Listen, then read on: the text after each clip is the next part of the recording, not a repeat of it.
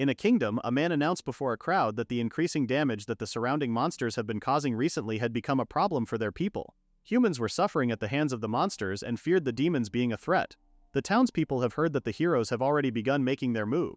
A man from the crowd figured that the heroes must have been given plenty of money.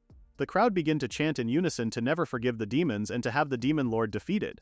A man wearing a cloak listens to their chants from inside a building.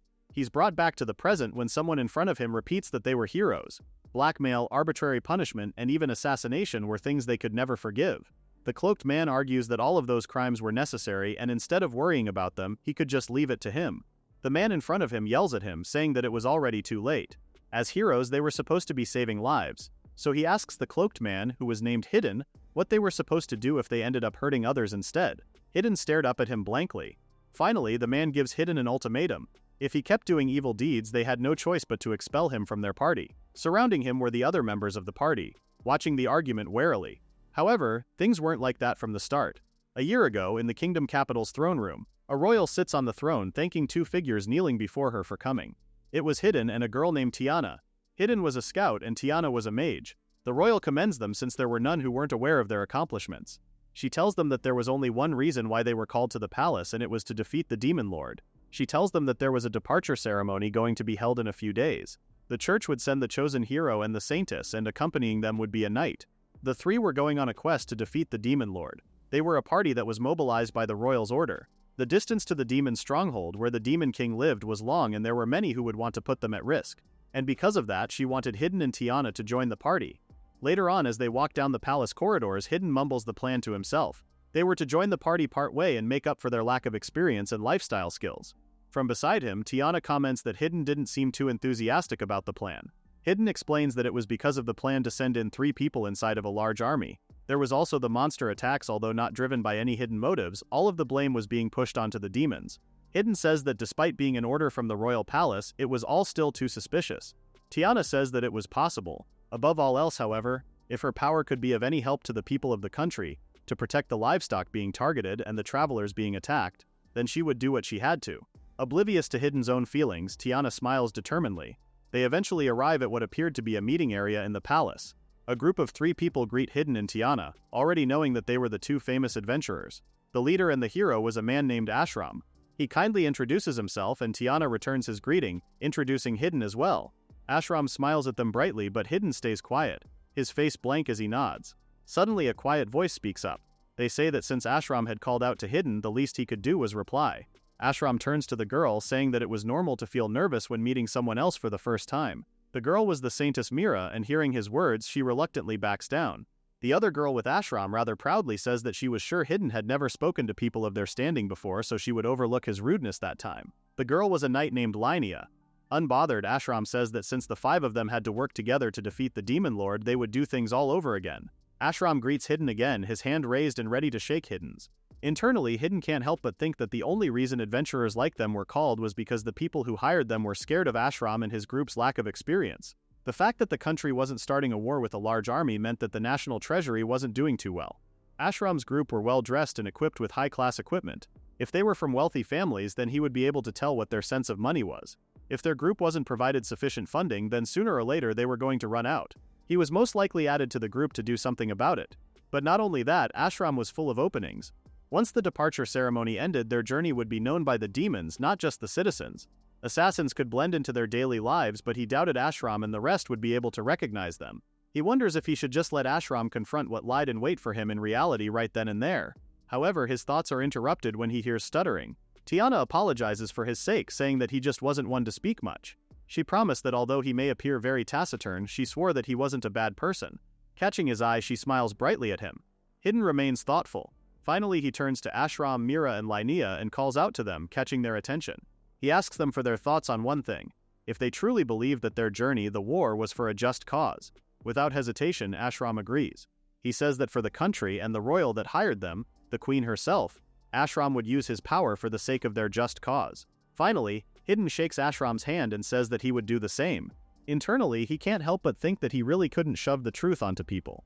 Hidden's mouth curls into a small smile as he turns to Tiana, who was looking at him approvingly. He tells himself that it was enough for him to bear everything alone. A group on the side of justice, saving the people from monsters and striking at the heart of evil. All they did must be just, and even their way of thinking must remain pure. Meanwhile, Hidden himself needed to act from the shadows, serving as the final line of the hero's party.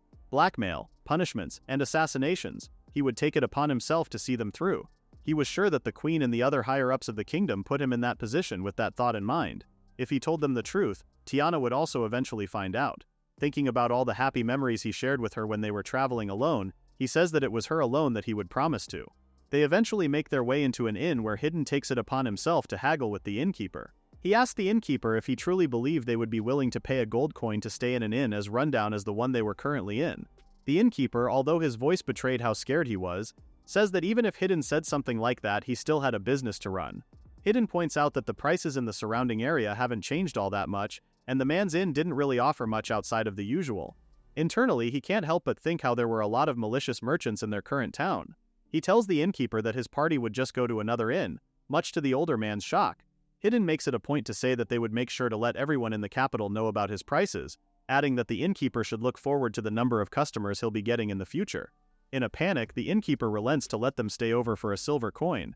Hidden immediately exchanges a silver coin for a key to their room. He thinks about how if they kept getting ripped off without even having received any travel funds, it wouldn't matter how much money they had, they would always be lacking. And among all the party members, he was the only one who could get them a fair price. His methods may be dubious, but they really are effective. It could almost be a superpower. Before Hidden could turn and leave for the others, the man lets out an unamused laugh. The innkeeper says that it wasn't like Hidden was using his own money. He was sure that nobody would find fault in him for spending it so lavishly. Hidden tells the innkeeper not to be stupid, pointing out that if he did have that much money, that would be the first thing he would have done.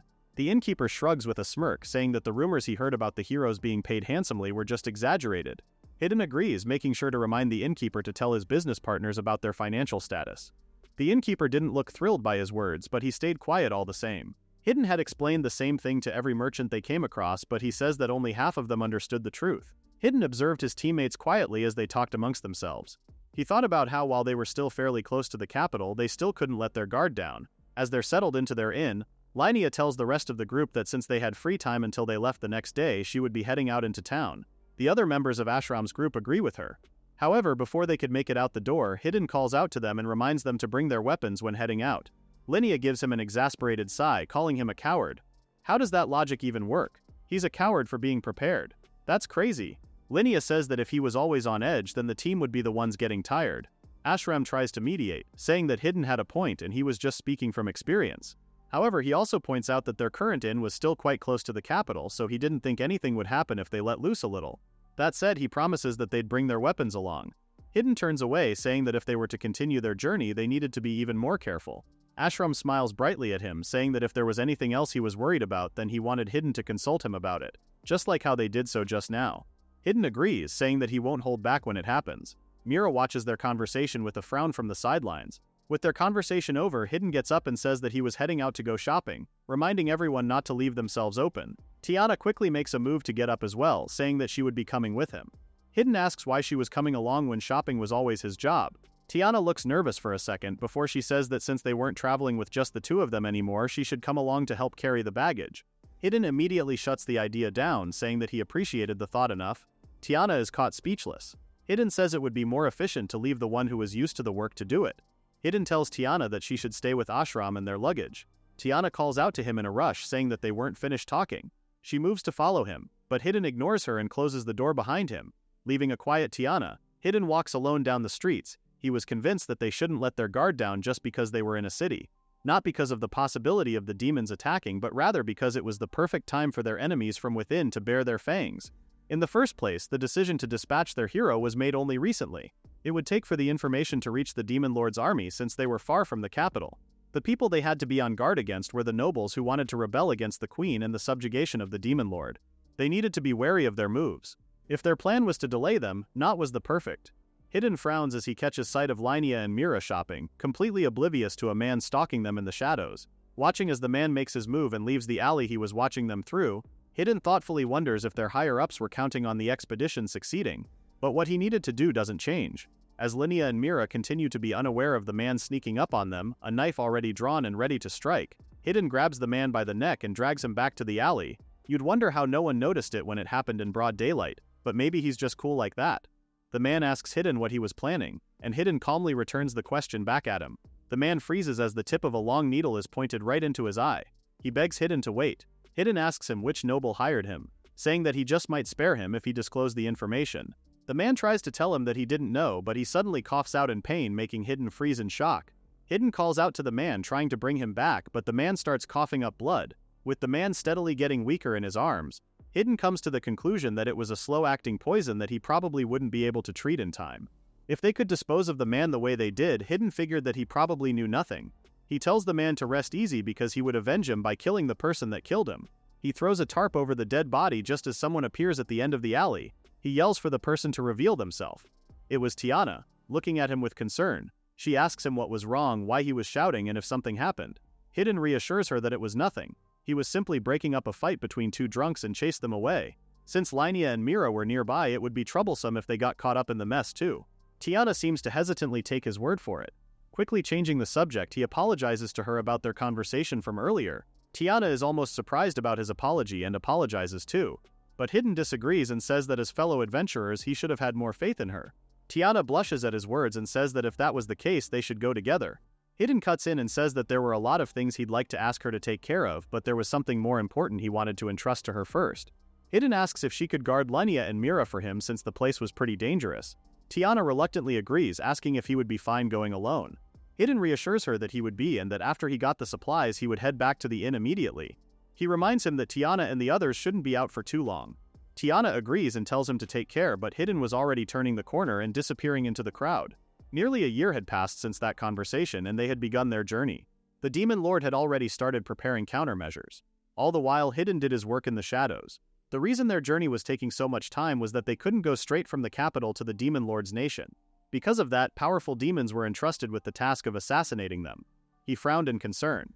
As he sat in a carriage with the rest of the party who were lost in a happy conversation, he was lost in thought. It wouldn't be strange for the powerful mastermind from the demon side to appear any day now. Their party eventually arrives at their destination. Hidden noticed that Tiana had an odd look on her face, but his attention was quickly diverted to keeping an eye out on the people around them. As they pass by an innocent-looking girl selling flowers, Hidden feels a chill run down his spine. The flower seller's innocent smile drops and she smirks, having been noticed by Hidden even in her current state. Hidden whips his head around in a panic. The flower seller notes that it was only expected of a renowned demon killer like Hidden. She was sure that he was the only one who had his guard up. After all, the girl says that they were cut from the same cloth. Hidden goes after the girl, but not before Linnea notices him split from the group. Hidden follows the girl into an alley. She smiles pleasantly to see him, but in the next second the bouquet in her hand scatters as she takes out a dagger, aimed right at Hidden. Hidden barely dodges in time and the girl smiles in delight. Hidden leaps back and the girl follows suit. She's too quick for him and in an instant she appears right before him. She slashes at him again. Her blade misses Hidden by inches. Seeing as he had no other choice, he detonates a bomb on his body that catches him and the girl in the explosion. The strength of it was enough to catch the attention of the people outside the alley. The girl smiles, despite being gravely wounded. Hidden waits for her next move, although wounded just as much. As the dust settles and the talking from outside the alley grows louder, the girl tells Hidden that she was thoroughly impressed and she would definitely repay his debt one day. Disappearing into thin air right before him, the girl says that they should meet again in the future. It all eventually leads back to now. Hidden is quiet as the rest of his party finally have him cornered. Ashram tells Hidden that if he kept on doing evil deeds then they had no choice but to expel him from the party. Tiana suddenly cuts in saying that Hidden had really changed and she was disappointed. Hidden asks if even she was really saying that now, making her go quiet. Tiana says that she agreed with Ashram. As the hero party that was trying to defeat the Demon King, the hope of the kingdom, the kind of evil acts he did couldn't be forgiven. She asks why he couldn't understand that.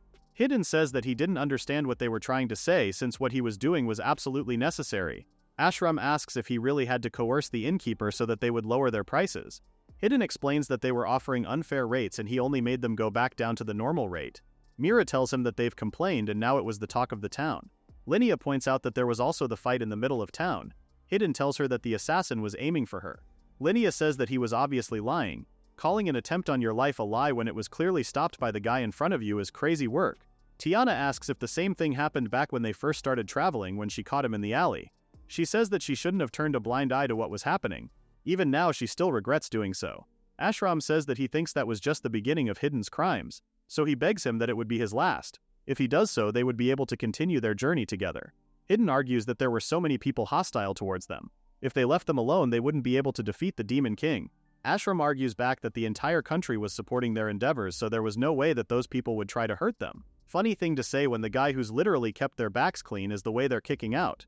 Ashram repeats his request. Hidden had to change his ways and never do it again. If he does so, then they won't remove him from the party. Immediately, Hidden refuses. He stares Ashram down and Ashram is quiet for a moment. Ashram says that it was unfortunate that Hidden didn't even understand how much they've tried to help him. Hidden blankly agrees, saying that it didn't seem like they were going to understand each other. Tiana asks why Hidden was the way he was, wondering if it was her fault. As she holds back her tears, Ashram tries to console her, saying that if anything was to blame, then it was him, so she didn't need to take responsibility. He puts an arm over her and Tiana doesn't push him away. Hidden freezes at the sight and a sort of understanding comes over him. He says that there was no need to beat around the bush. He says that if that was what Ashram wanted, then he would leave. Tiana is confused, asking what he meant. Ashram quickly gets defensive, saying that Hidden was misunderstanding things and he was only trying to comfort Tiana. Ashram tries to say again that if he just changed his ways, then there wouldn't be a problem. With a blank look on his face, he monotonously apologizes. He gets up and tells them not to regret their decision. Ashram says that he won't, and it was for the best for the both of them. Tiana stays quiet as Hidden heads to the door and leaves without another word. Dropping some gold coins into a man's hand, Hidden asks for the fastest carriage he had since he wanted to go to the capital. The carriage departs with Hidden the only passenger. Left to his thoughts, he's glad that he had the foresight to secure his own travel funds. It was funding that he earned during his free time, not through illegal means. After a second thought, he realized it was weird to say such things when money was still money. Considering all of the malice he'd had to face until now, he doubted that the others possessed any of the knowledge or skills to avoid them. He was sure that they would end up in trouble somewhere. However, it was his decision not to let them know. If he knew things would turn out the way they did, then he would have told them the truth. A rumor had spread a while back that said that because they had the country's support, they could journey while living lavishly. Hidden thinks he had gotten too complacent letting rumors like that spread. He was the only one rumored to be taking the money for himself. The others probably wouldn't be affected. He wonders how the people would treat the party now that their negotiator had disappeared. Suddenly, Tiana's face comes to mind. In hindsight, even though it was one unexpected thing after another, he still took things too lightly. If he had just faced them directly, maybe the future would have been different. In the end, Hidden thinks that everything might have been because of his unnecessary meddling. He thinks back to his and Tiana's younger years. If he knew that things would turn out the way they did, he says that he should have cut ties back then. He thinks of another girl who had offered him to work with her. He eventually arrives at a dark guild. It had been a while since he's been there. He enters the Grand Guild Hall and asks the guild receptionist if a girl named Luna was in. The receptionist asks what business he had with her boss, and he says that he had an urgent request for her. She eyes his dirtied body, his old equipment, and the dark look in his eyes. The receptionist tries to tell him that Luna was out at the moment, but Hidden insists, saying that it was enough if the receptionist told Luna his name. Clicking her tongue, the receptionist finally agrees and climbs to the second floor. Hidden waits as he hears knocking and some whispering. The receptionist comes back down and tells Hidden that Luna wouldn't be able to meet him. Hidden doesn't believe it. She takes out a bell and gives it a ring, saying that he would end up in pain if he kept being so insistent. She urges him to leave. Two large and rough-looking men block his way to the receptionist, and Hidden finally turns, saying that he would just come back again next time. Their conversation comes to an abrupt halt as heavy footsteps descend the staircase. A girl appears with her head in her hand. In a terrifying voice, she repeats to her staff that if she called for them, they were to come within 2 seconds or else they would be fired. She finally looks up at the scene in front of her. Her staff are trembling in fear, but Hidden is calm. He greets the bedraggled girl as Luna. Luna had sat up in her bed, having just woken up. Her room is filled with the sound of a tinkling bell as she rang it over and over. She realizes that nobody is coming and she slams her fist on the bell by her bedside. She quickly gets dressed and exits her room with a terrifying vengeance, which leads to the present. She stomps down to the ground floor, calling for her staff. In a menacing voice, she says that she's been calling for them non-stop. Luna was completely enraged. Before she could rip into them, Hidden had greeted her. Immediately, all her anger is wiped from her and her eyes are bright, a smile gracing her face. She leaps from the stairs and right into Hidden's arms, the man successfully catching her. She asks if he had come there for her, making her happy. She hugs him tightly, saying that it had been a long time. Luna inhales deeply, happy that he was the real deal. Hidden asks if there were imposters. From behind them, the staff watch, both awkward and shocked. Tearfully, she starts getting angry again as she says that she was close to crying when he married an annoying woman in her dreams. Hidden calms her down, saying that it was only in her dreams. The guild receptionist cuts into their conversation and asks Luna if Hidden was an acquaintance of hers. Luna smiles and introduces Hidden as her lover. Her words make a chill run down the receptionist's spine. Seeing her reaction, Luna lets go of Hidden and asks if she was trying to chase him out. Her anger coming back up, Luna demanded to know whether the receptionist was trying to harm Hidden. Before she could explode anymore, Hidden calms her down again and reassures her that the receptionist was just being cautious when he said he was going to see her. Luna's mood immediately shifts again and she hums in delight. She says that if that was what he said, then she had no choice but to trust him. Her hand balls into a fist as she says that if her staff tried to pull the same thing again, she was going to turn them all into mincemeat. Luna is quite the contrast from his last party. Whoa, Hidden tells her that she didn't have to do that before asking if she had time to talk. Immediately, Luna smiles brightly at the idea and agrees. She leads him to the second floor and Hidden comments that it had been a while since he's been to her room. Luna agrees. She then puffs out her cheeks indignantly and says that despite telling Hidden that he could and visit whenever he wanted but he never did, Luna tells him to make himself at home and offers him a seat as she gets tea. She offers alcohol too if he wants. However, Hidden notices that she was motioning for him to take a seat at the bed. Real smooth, Luna. He immediately passes by her and heads for the sofa. They inevitably settle in and Luna sits next to Hidden after serving him tea. She asks if it was alright to get straight to the point and ask him what happened. Hidden agrees and says that he couldn't tell anyone except her about their journey to defeat the Demon Lord. As they drink their tea, Hidden goes over their journey for the past year and everything he had to do leading up to his exile from the group. By the time he's finished, their tea is empty and he sets down his cup. There's a silence in the room as Luna processes his words. Finally, Hidden asks if he would be allowed to stay in the guild for the meantime. Luna nods and says that of course it was okay for him to do so. She leans on his shoulder and says that she already invited him before. She had even asked him to stop being an adventurer and to just come work with her. Hidden smiles lightly and says that although that was true, it had been a while since they last met. He was worried that she'd already changed her mind. Luna says that of course she wouldn't. As long as it was him, she was willing to do anything. Luna says that despite always turning her down since he was finally there, she was really happy. Hidden is grateful for her words. He remembers that it had already been 3 years since they last met. Luna specifies that it was 2 years, 8 months, 17 days and 8 hours.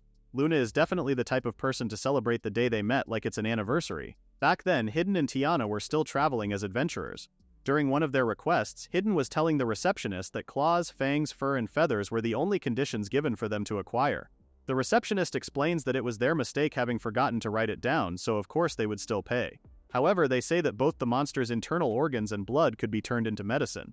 They know that they were difficult parts to handle since they were so easily damaged, but if they managed to get them, the receptionist offered to pay them 50% more than the market price. Tiana immediately shares a smile with Hidden at the news. Hidden asks if the receptionist would like to buy it off of him if the price really was that high. The receptionist immediately accepts the deal, buying everything they had. Later on, Hidden and Tiana find themselves summoned back to the guild. Apparently, the receptionist was told to bring them in. Someone was looking for the people who accepted the request from before. The receptionist was nervous and Hidden looked rather reluctant. He turns to Tiana and she nervously gives him the go-ahead. Entering a room, Hidden is introduced to a girl. The girl says that she saw his work and he was interested in what he created. The materials they submitted were stored excellently. The battle skill that made it possible for him to do such high-quality work was worthy of praise. He had devised a method that could efficiently dispatch and kill his targets in a way that didn't cause them much stress. As Luna finished telling her story to Hidden, she says that she wasn't really doing it for a noble cause or anything. Hidden is quiet for a moment before he lowers his glass, saying that he really couldn't accept her invitation after all. However, he tells her that he respected her from the bottom of his heart. His words touch Luna immensely and she takes a drink from her own glass, hiding her embarrassment. She thanks him softly. And now here they were again, 3 years later. Luna leans against Hidden with a happy smile on her face. Luna then says that putting him having to leave the party mid-journey aside, she couldn't believe that he split up with Tiana too. Hidden says that it was thanks to that he was there talking to her. Luna blushes at the thought before a thought comes to mind. She asks whether Hidden had completely cut off ties with her, not that he just stopped traveling with the group. Hidden admits that Tiana's feelings weren't directed at him anymore. He reassures Luna that he didn't come to her just because of that, but he's cut off when Luna lets out a yell of triumph, surprising Hidden. Luna says that if they were already over, although I'm quite sure that they were never even a thing, Hidden should go out with her instead. She then changes her mind and says that they could skip dating and just get married already. Girly moves really quick, I'll give her that. Hidden is caught off guard. He says that she wasn't exactly wrong, but he asks if she was truly alright with that. Luna takes his face in her hands and reassures him that she was completely sure, saying that he had no idea how long she waited for the day. Luna says that he would know it more than anyone. Her face red, she tells Hidden to become hers. Hidden lets out a soft smile and apologizes for making Luna wait. He says that if it was okay with her, then he asks that she let him stay by her side. Luna reassures him again before tackling him and declaring her love. With Luna on top of him, she asks if he wanted to get revenge on Ashram and the others. Hidden says that he didn't plan to, but he really wanted to know if he really was unnecessary. He says that it would be really helpful to him if she could get some information from a guild branch near them. Luna agrees, but after a pause she asks if he was planning on trying to help them again. Hidden reassures her that he won't because it would defeat the entire purpose of him leaving. He just wanted to know. Luna laughs, reassured. She tells him to watch because she bets that Ashram's group would end up getting exploited and left with nothing to eat soon enough. Hidden tells her that they would cross that bridge when they got to it, but he changes the subject to something more important. He tells her that if there was anything she needed to be handled right now, she should just give it to him. He came there to be with her after all, so he was sure that he could be of use to her. Luna laughs merrily. She reassures him that him being there was really enough for her, but she did love his duty-bound side. There's a pause before she tells him that there was a noble named Lingot that she wanted to be done with in 3 days if possible. Hidden agrees, saying that although he still had to look into it, he would have it done in 2 days. With that, Luna throws her arms around him again and kisses him. Luna comments that the house was insanely big. If she had to choose, she would prefer to live in a snug little house with Hidden. He agrees, saying that if that was the case, he'll have to go look for some good land given the opportunity. Luna laughs, already looking forward to it. She hums in delight, saying that what they were doing was really easy. She pretends that her hands weren't wandering Hidden's body, but he immediately calls her out on it, saying that he was trying to hide. Luna laughs and apologizes half-heartedly. Hidden looks up. They had arrived at Lingot's mansion. Carrying Luna, he had managed to edge his way up a gap between the tall walls surrounding the estate. He helps Luna climb up, keeping his awkward angle to steady the two of them. Count Lingot was just a viscount from the countryside who barely managed his own small territory. However, because of a generous donation to the royal family, he was given the title of Count. Hidden wonders how a powerless viscount comes across that much money. Not only that, any unappealing rumors disappear as soon as they sprouted. Luna explains that a merchant named Ashram was his backer. Ashram was the president of a large trading company that mainly dabbled in trading illegal goods, but they also sold their services to carry out criminal acts. There have been knights and soldiers in charge of public security who had come closer to the truth, but the rumors quickly faded away. It wasn't really hard to imagine what happened to them and their families after that. The number of people that had fallen into ruin and families that had been split apart was beyond counting, and the reason Ashram continues to make such appalling business deals was that he needed a large sum of money. By making the nobility his puppets and embedding them in the framework of the country, Ashram would become a merchant who could no longer be confined by the world. What he needed was a noble that wouldn't question him and didn't possess any power by themselves, yet whose family had a long history. Count Lingot fit the bill. After being granted his new status and authority, Lingot continued to donate to the royal family, hoping to one day gain their favor. Linnea from Ashram's party was from the Lingot household. Lingot's daughter had overflowing talent with the sword, so he raised her as a knight. He had no qualms sending her to battle as long as it concerned his honor. Sitting atop the wall, Luna asks Hidden how they were planning on entering the mansion. They managed to get up the wall, but to get into the mansion they first had to go through the garden that was without a hiding spot in sight and filled with guards. And even if they did get past, there was still an extremely sturdy wall coupled with an extremely sturdy door equipped with a strong lock. Luna watches as Hidden takes out a gun-like option. Aiming it forward, he tells her that he was planning on going through the window on the second floor. The gun-like object fires a grappling hook that connects to a balcony of the mansion. He asks Luna if she was ready and she readily clings to him. Hidden tugs on the rope a few times, time-check that it was secure enough. With that, they slide through the air, over the guards loitering the garden who remained completely oblivious. They land safely on the balcony and Luna praises Hidden for a job well done. He took out another tool and pressed it against the glass of the balcony doors. Luna asks what the tool was for and Hidden explains it was a knife created to make holes in glass used in windows. Upon making a perfect circle, he pops off the piece of glass and slips his hand through, quietly opening the door. He easily swings it open and they enter the mansion. Luna asks if what they were doing wasn't quite risky. Hidden only says that times had been tough lately and he supposed everyone could be affected. Luna laughs and agrees with him. Listening closely around them, Hidden surmises that it didn't seem like there were any guards on the second floor. Luna wonders if the Count was cutting costs even then. The guards were only stationed around the mansion and on the first floor. They pass by his office, the study, and his family's private rooms. Eventually, they come to a door with reinforced locks. There was a lack of guards outside his room and his family's rooms were all further away. As Hidden picks the lock, he comments that Lingot didn't seem like the type to trust others. Seeing as the man was so suspicious, Luna says that they got the right place. Hidden agrees and the door clicks open. He urges Luna inside. In the room, a man sleeps peacefully in his bed only to be awoken by the sound of creaking. He opens his eyes to check. His eyes blow wide open to find something sharp aimed at one of them. Hidden and Luna stand before him. Hidden has his hand over the Count's mouth.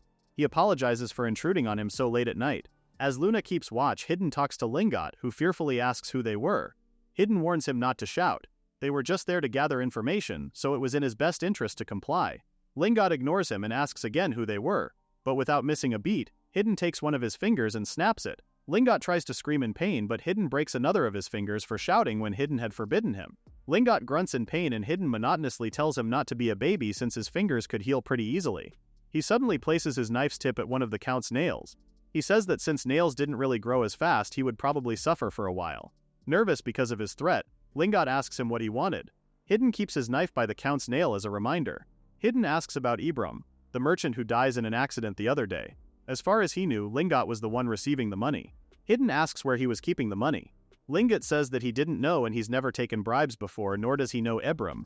Hidden cuts him off, repeating that they were there to gather information. He orders Lingot to comply and tell the truth. He wasn't to tell him more than what Hidden asked. If he determined his words to be lies, his punishments would only get worse. Lingot continues to say that he wasn't lying, but Hidden pierces the side of his mouth with his needle-like knife. Lingot cries out in agony. Hidden asks again what happened to the money. Lingot looks to the side and Hidden follows his eyes. Lingot admits that there wasn't any left because he used it all up in giving donations to the country and the royal family. Lingot says that Hidden must have made a mistake because he was a patriot who wouldn't willingly give all his money to the country. Hidden cuts him off again and points out that a newly ascended queen with no support wouldn't be able to grant someone a title as simple as that. Hidden didn't believe that all he did was make a donation. Lingot quickly defends himself, saying that he distributed the money among the bureaucrats as well. Internally, Hidden thinks that all of them were rotten to the core. Since the Count was a coward, he figured he would have a list of names. Lingot tells him to let him go since he already told him everything he needed to know. Raising his hand again, Hidden tells him to choose between his fingers or his nails. Hidden says that the soldiers already knew about Ibram's evil acts and they also knew about how he was impeding the business of people in the same trade. However, due to Lingot's pressure, they weren't able to put him to justice. It was only natural that Lingot should be punished too. Hidden asks him if he had any idea how many victims were made to amass the money that he received. Lingot had known what Ibram was doing, but not only did he accept the money after finding out, he continued to accept it and even helped accommodate him. The Count had let scum like him run free in the world. Hidden asks if he really believed all those things he had done could be forgiven. Lingot nervously agrees with him, saying that he really did all that. However, he would reflect on all of it. He says that he regretted all of it, and from now on he would spend the rest of his life atoning for it. Hidden cuts him off and says that it was exactly as the investigation turned out. There were too many people who saw him as a nuisance. With a single stab to his chest, he tells Lingot that he was going to die because he incurred the people's resentment. It doesn't take long for the light to leave Lingot's eyes. Hidden says that with that, they more or less wrapped everything up. Luna agrees, praising him for a job well done. The request had been to murder the Count and to obtain evidence of his wrongdoings. Scraping off the wallpaper, Hidden opens a safe that contains the contracts of Ibram and Lingot along with their signatures. He hands them over to Luna, who happily clapped her hands together. Reading the files, Luna says that Hidden really saved her because without the evidence, all their hard work would have been for nothing. Hidden asks why she didn't find a copy on Ibram and Luna explains that she killed him before heading anything about it. Because of that, they ended up displeasing the client and it nearly spiraled into a really big incident. Hidden asks why she didn't stop him from killing Count and Luna happily answers that she had full faith that he would find it. They head back out onto the balcony. Luna says that she would pass over the info to the client and she was sure that they would be able to deal with what came after pretty smoothly. Hidden thinks about the aftermath of a ruined Count's house. Luna interrupts his thoughts by asking if he wanted to know who the client was, and Hidden nervously says that he didn't want to. Luna ignores his words and announces that it was the Queen herself. Hidden says that he really wanted to avoid the worst-case scenario, at least assuming it would come down to that. Luna says that when it does happen, she would be counting on him. They leap off of the balcony. Back at the Dark Guild headquarters, the guild receptionist praises Hidden for a job well done, her tone respectful. Hidden asks where Luna was before adding that he wasn't important enough to be referred to in such a respectful manner. The receptionist points out that he would be marrying Luna, the boss, so she couldn't refer to him so plainly. She informs him that Luna was in her room. Apparently, a problem had occurred at one of their distant branches and she had been dealing with the issue since that morning. Hidden bids the receptionist farewell, saying that he would talk to Luna for a bit. However, before he can leave, a loud band echoes in the room and he turns around. The rough-looking men from before enter carrying a large bag together and Hidden asks what it was. One of the men thanked him for his hard work before saying that it was a thief that was doing a job at one of their distant branches, so they've actually kept Luna waiting. Hidden understands that what they meant was the information came before the package. Hidden says that he would come with them to deliver it to Luna. The man smiles at him, thanking him for his help. He adds that it was expected of Luna's future husband. He was even kind enough to be considerate of people like them. Hidden asks what the person in the bag did at the branch to have been brought in the way they were. The man says that the thief stole everything the hero party had and ran away. Hidden freezes, turning to the bag at his feet in disbelief. A few months back, after their conversation with Hidden and he had been exiled from the group, Linnea is the first to speak up. She couldn't believe that he was really gone. She thought he would change his ways if they talked to him. However, for her it just went to show what scoundrels adventurers were, but she quickly cuts herself off. Tiana's head was lowered, her face ridden with guilt. Linnea quickly apologizes to her, adding that she was different from the others. Tiana reassures her that it was fine because she was wrong about him too. Hidden wasn't like that before. Ashram says that they either had to divide his work among them or hire a new scout from the guild. Mira agrees with him. Ashram says that it'll be more work for them, but he was sure that their journey was almost over. He urges everyone to give it their all. They eventually move again and end up in another inn. Tiana exclaims in shock to hear that a room was worth 3 gold coins. The innkeeper asks if she had a problem with the price. Ashram asks her what was the matter since they could surely afford it. Mira agrees, saying that they've had a rough journey and they just needed to get some rest in their room. Lania adds that she would like to have a bath as soon as possible. Tiana remains deep in thought, reluctant about the price despite it being a nice inn. The innkeeper cuts into her thinking, saying that if she had a complaint then they could leave. He adds that the party wouldn't find a better inn than theirs and they were already being generous. As a final push, he says that they've got plenty of other customers who wanted to stay in the inn. Tiana finally agrees and gives him the coins. However, the man suddenly smirks and says that the bath cost extra. Eventually they enter their room. Once the door closes, Tiana calls for everyone's attention. She sets down their budget on the table and says that it was their monthly income from the royal family, along with the cash they had on hand and then the current cost of living in the town. Starting tomorrow, she wanted them to try and find the cheapest places possible. As for bathing, she urges them to use the public bathhouse instead. Linnea asks if they can't get some hot water somehow. Tiana points out that now that Hidden was gone, they also need to hire a new scout. As such, she would also like them to get some extra funds on hand if possible. Linnea says that if that was the situation, then they had no choice. Tiana thanks her for understanding. Internally, Tiana thinks that that would surely help them manage for now, but at the rate they were going, their funds would be depleted soon enough.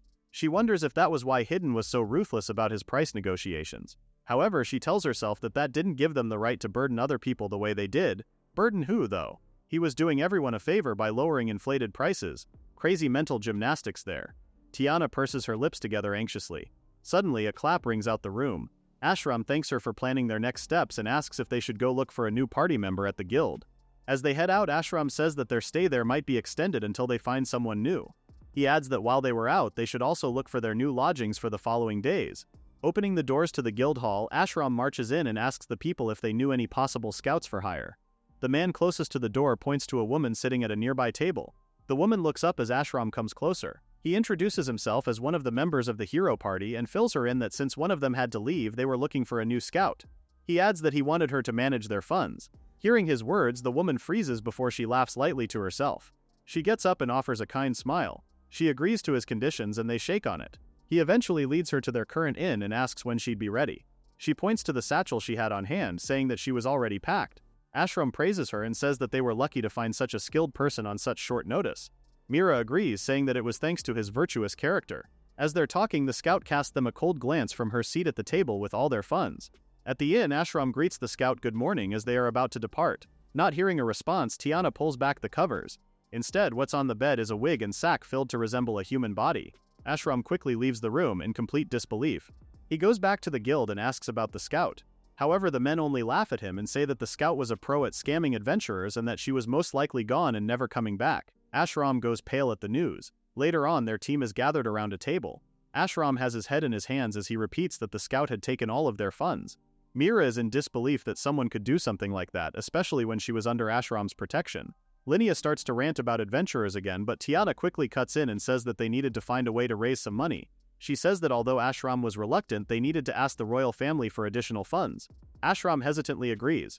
Tiana asks if Linnea could also ask from her family, and she quickly agrees. "Hoo boy, that can't be good." She says that her father had never given them so much as a single copper coin before, so the least he could do was help them out in a time like this. Mira says that to pay for the letter, they would have to sell some of their unused equipment. Tiana softly agrees. Internally, she thinks that judging by the distance to the capital, it could take over a month for their funds to get to the town. Tiana then says that she would also like to cover their living expenses with guild work. However, since she was the only one with a license, she was the only one who could accept the well-paying jobs. However, with her current skills, she couldn't guarantee that she could complete them in one go. She guessed that they would have to earn money with the standard requests, like gathering medicinal herbs. Tiana calls for everyone's attention. Internally, she thinks of Hidden. He had done something unforgivable, so they had no choice but to expel him. They had left all the fundraising to him and maybe he was cutting corners for the sake of continuing their journey. However, Tiana thinks that they had also made it that far into their journey too. She clenches her fists and tells everyone that everything would be okay. If they all worked together, she believed that they could get through their current problem. They quickly get to work taking up jobs like collecting medicinal plants and submitting them to the guild for small pay. Half a month later, Tiana rushes into their room with a letter in hand and funds from the royal family. Ashram is relieved, saying that they could finally get moving again. Tiana hands a letter to Linnea. After reading the contents, Linnea is frozen in shock for a moment before she drops to her knees, making Tiana exclaim in a panic. Time passes and Linnea is in bed, motionless. Tiana informs Ashram that Linnea wouldn't come out of her room. Ashram says that he couldn't blame her. Not only was her father killed, his corruption was exposed and his estate was dissolved. However, Ashram says that they needed her strength for the journey. They couldn't wait forever, so until Linnea overcame her sorrow and returned to her senses, the rest of them just needed to make sure that they could stay there until then. Tiana asks if Ashram was able to take on subjugation requests now. Ashram says that he can only take simple ones, but it should earn them a decent amount of money. It seemed like Mira was able to find some work too, so they should be able to manage for a while. With that, Ashram bids Tiana goodbye, and Tiana tells him to be careful. Watching him go, she couldn't help but think how things had been so hard since Hidden was expelled. But through it all, Ashram had supported him so many times. A memory comes to mind of her kissing him. She knew that Mira admired Ashram too, but she can't help but think about Mira's current work. Oh no! Tiana wonders if Ashram knew how much stronger her feelings were for him. Picking up a pouch of coins, she remembers that since he was going out for a subjugation request, then he was sure to come back hungry.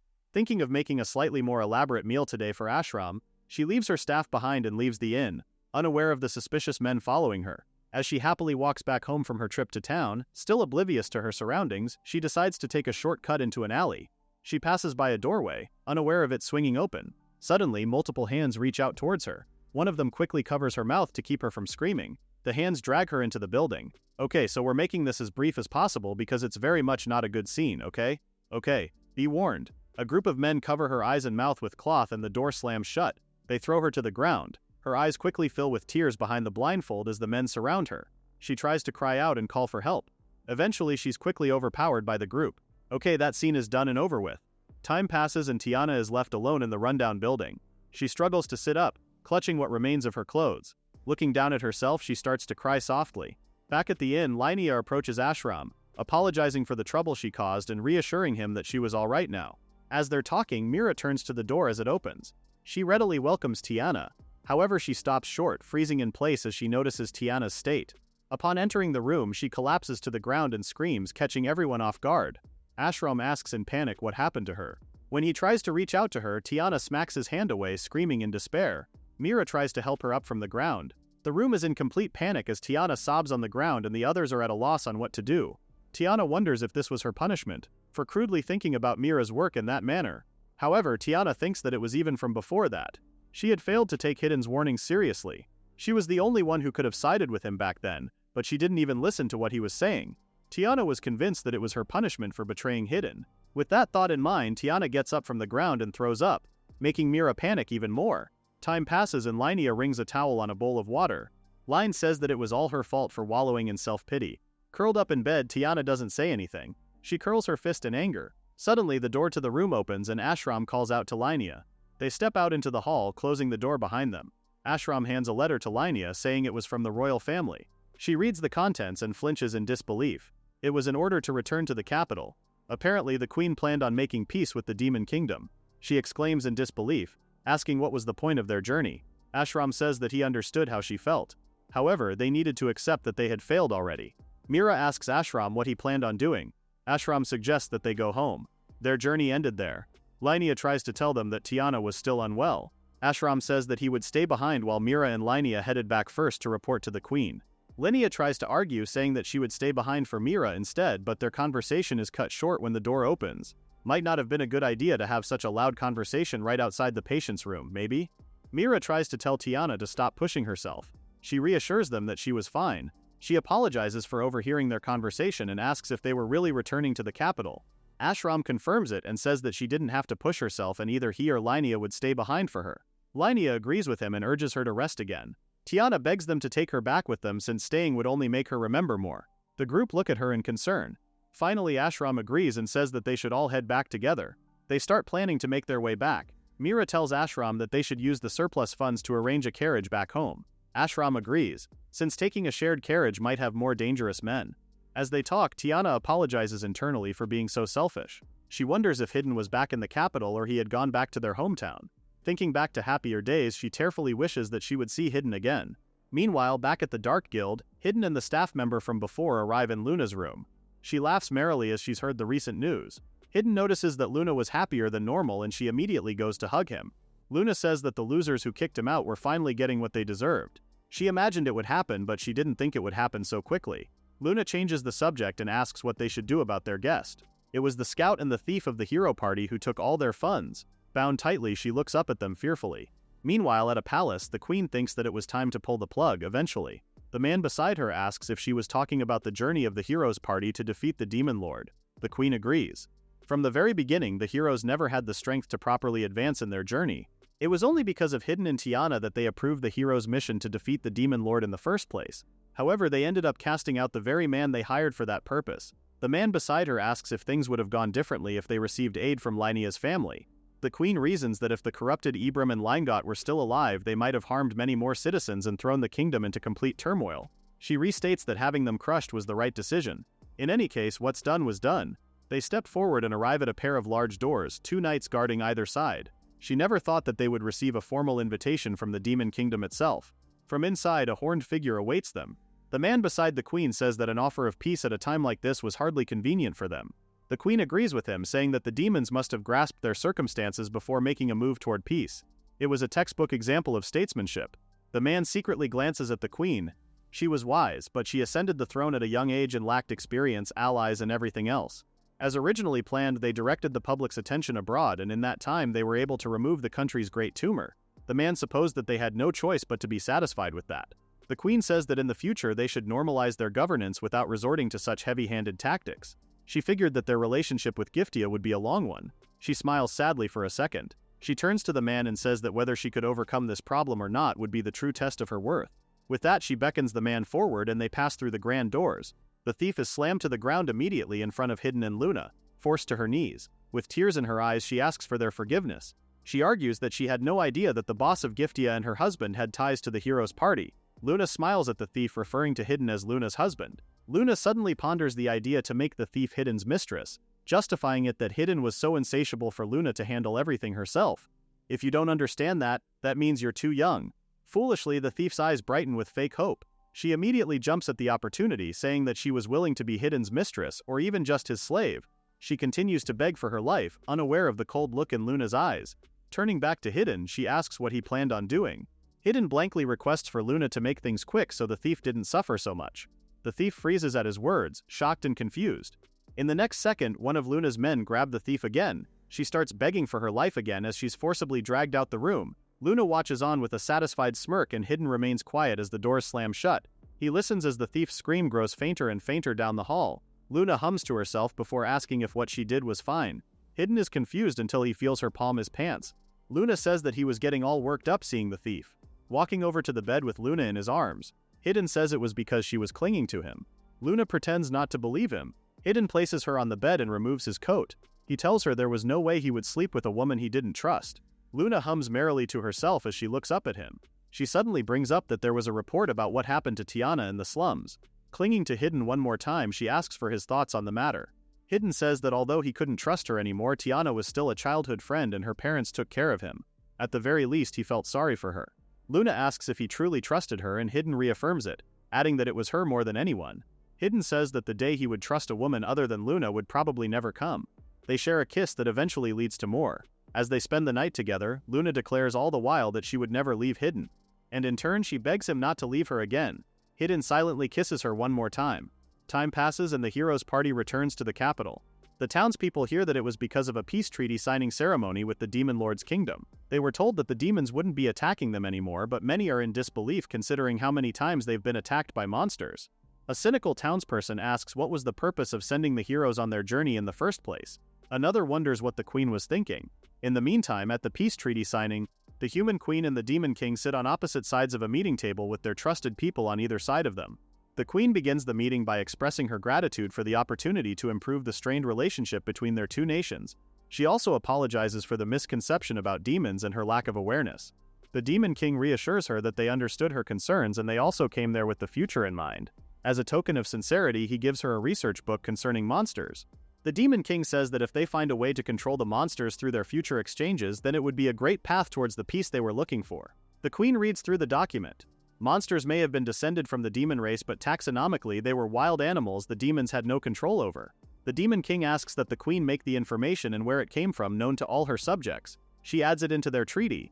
The Queen says that the false belief that demons controlled monsters was a failing on her part and her ancestors. As such, they would work hard to correct it. The Demon King says that he had high expectations, looking over at the human nobles. He then adds that he would work to fix it as well, but where people gathered, so did corruption. The Queen agrees, and as she finishes writing down the details of the treaty, she says that they needed to join hands and eliminate their common enemy. The treaty was just the first step. She hopes that the treaty between them would become their foundation of peace. Later on, the Queen welcomes back Ashram and the rest, thanking them for their journey. The heroes' party knelt before the throne. The Queen tells them to feel at ease as she introduces them to the Demon King. The Demon King greets them when they raise their head, acknowledging how their kind used to be at odds with one another. However, Ashram quickly lowers his head, intimidated by the king despite the demon talking about peace between the kingdoms. Ashram quickly agrees. The Demon King suddenly notes that the team was missing a hero. The Queen looked troubled for a moment, but Ashram spoke first, saying that they parted ways. He explains that there were things they wouldn't agree on with Hidden. The Queen says it was a pity since she planned on giving Hidden a new task. The Demon King hums thoughtfully. He says that had the opportunity arose, he would have welcomed Hidden into the Demon Kingdom for being a warrior who defeated every assassin he sent after the hero's party. Ashram and the rest look up at him in shock to hear the king sent out assassins. The Demon King misunderstands Ashram's question, saying that there was no need for grudges when they had lost nearly 100 of their own. Internally, the Queen realizes that the party really didn't know about the assassins. She cuts in and tells the group that if there should be any grudges, it was her mistake to accept. Ashram reassures her it was unnecessary. The Queen changes subjects and says that the assassins weren't the only enemies the party had to face. She implies that although the more blatant nobles who left behind proof of their sins were dealt with, there were still some cases she hadn't fixed. Some of the other nobles in the room with them sweat nervously. At her words, Linea's face falls. She tries to ask about her father, but the Queen cuts her off. She tells Linea that her father was involved in other crimes as well. The Queen calls over a servant, taking a scroll from them. She hands it to Linea and tells her that if she was ready to know the truth, then she should read the contents. Linea resolutely agrees. The Queen tells that she wouldn't hold Linea accountable for her father's crimes, but if she wanted her family's name cleared, she expected Linea to serve the crown with absolute loyalty and the people with absolute sincerity. With that, she then says that that was the end of their rather grim conversation. With the return of the heroes' party and the start of the new era of peace, the Queen announces that they would celebrate with a grand banquet. Meanwhile, at the Dark Guild Japhetia, Luna rummages through her closet, announcing to Hidden that he was attending the banquet with her. As Hidden shrugged on his shirt, he commented that he wasn't too thrilled about the idea.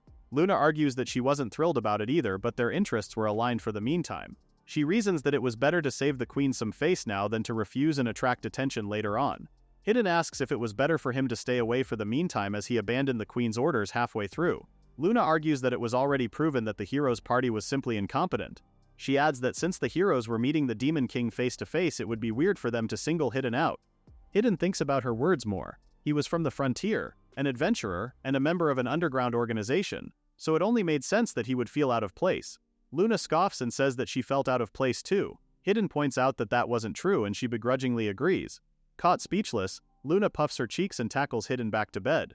She finally admits that the reason she was invited to the event was for a political marriage. Hidden is confused until Luna explains that she was probably meant to be married off to some noble pretty boy and get Giftia under their control.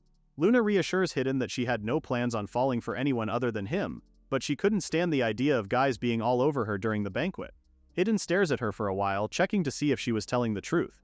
Finally, Hidden holds Luna properly in his arms. Understanding the situation, or doing his best to anyway, he asks Luna if he should kill anyone who got close to her. Luna laughs and says that although that wasn't what she meant, she appreciated the thought. Luna says that she would introduce him as her fiancé. Hidden agrees, promising that he wouldn't leave her side. Eventually, the day of the banquet arrives and the heroes' party make their way into the hall. Luna and Hidden make their way in together as well. Luna comments that the banquet, despite being used as a place to make connections, was full of people who were obviously not discussing anything important. Hidden agrees, saying that it was just enough to get a rough idea of the power dynamic. That aside though, Luna admits that the palace's wine really was on another level. Suddenly a voice speaks up, thanking Luna for her help the other day. Luna turns around annoyed, but the expression quickly disappears when she sees that it was the Queen. She jokingly says that they were honored that the Queen came all the way to their table to thank them. The Queen laughs before she notices Hidden right beside Luna. He quickly stands up and politely apologizes for not finishing his job as a hero. The queen reassures him that she was able to hear what happened. She tells Hidden that she's been wanting to speak to him, so she was glad that he was doing well.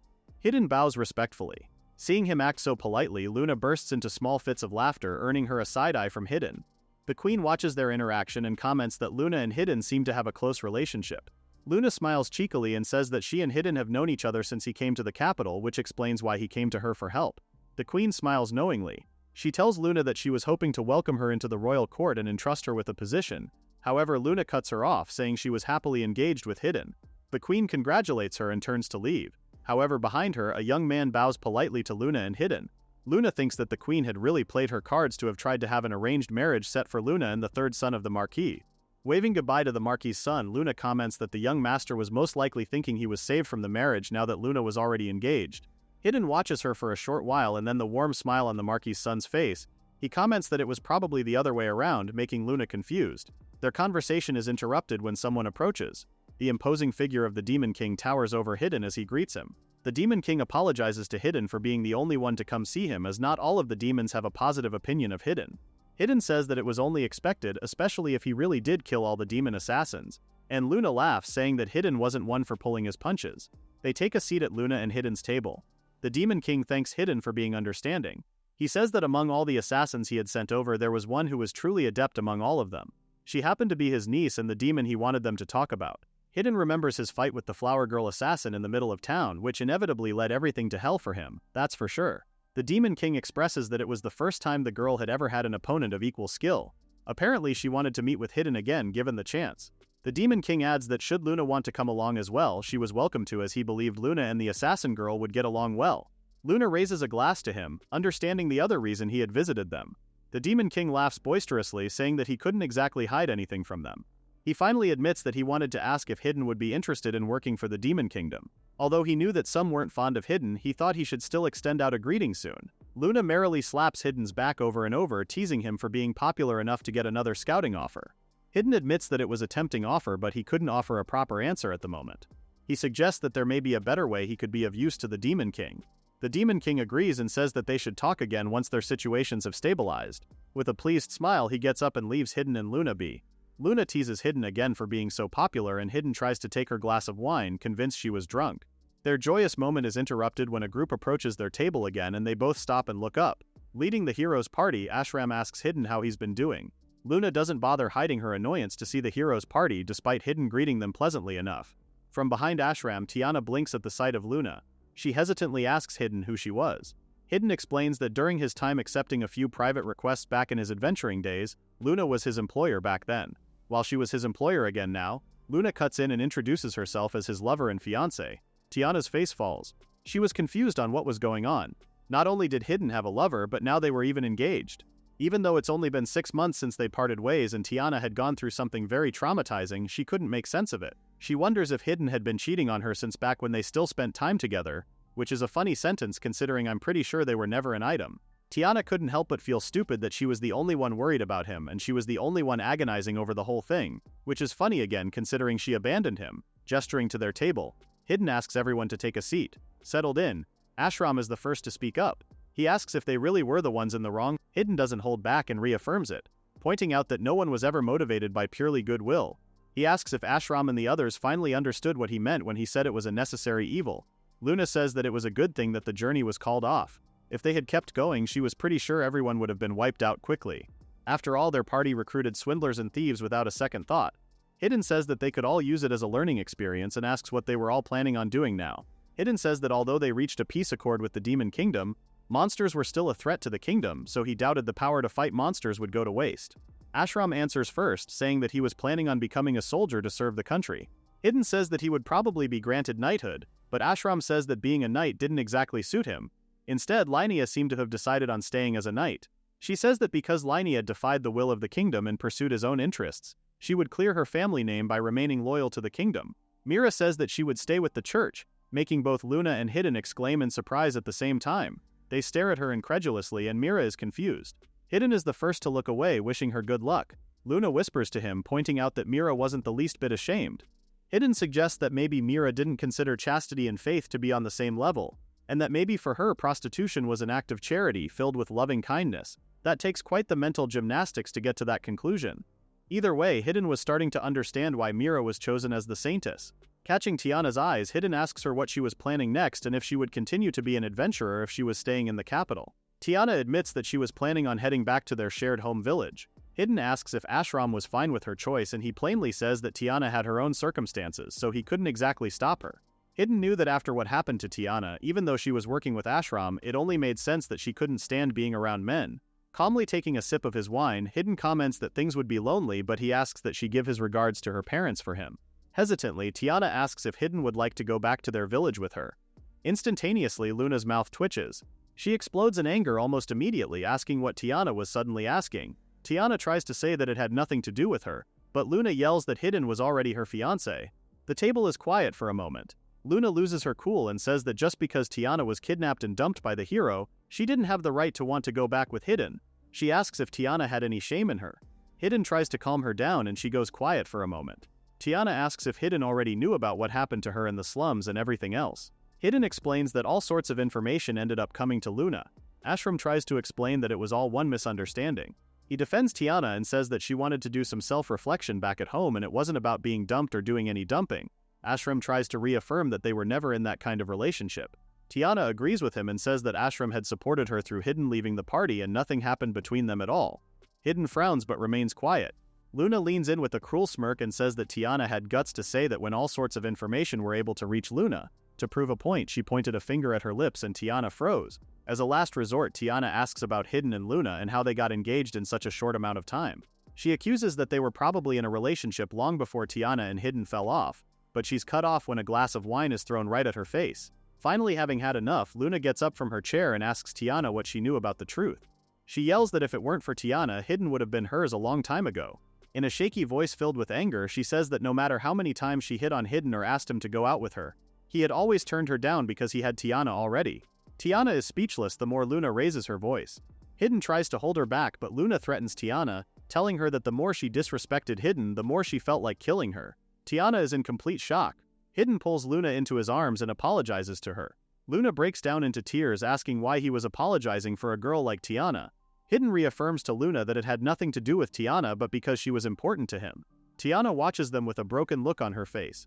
Looking up at the heroes' party, Hidden asks for them to give him and Luna a moment as he wanted to think only about her in the moment.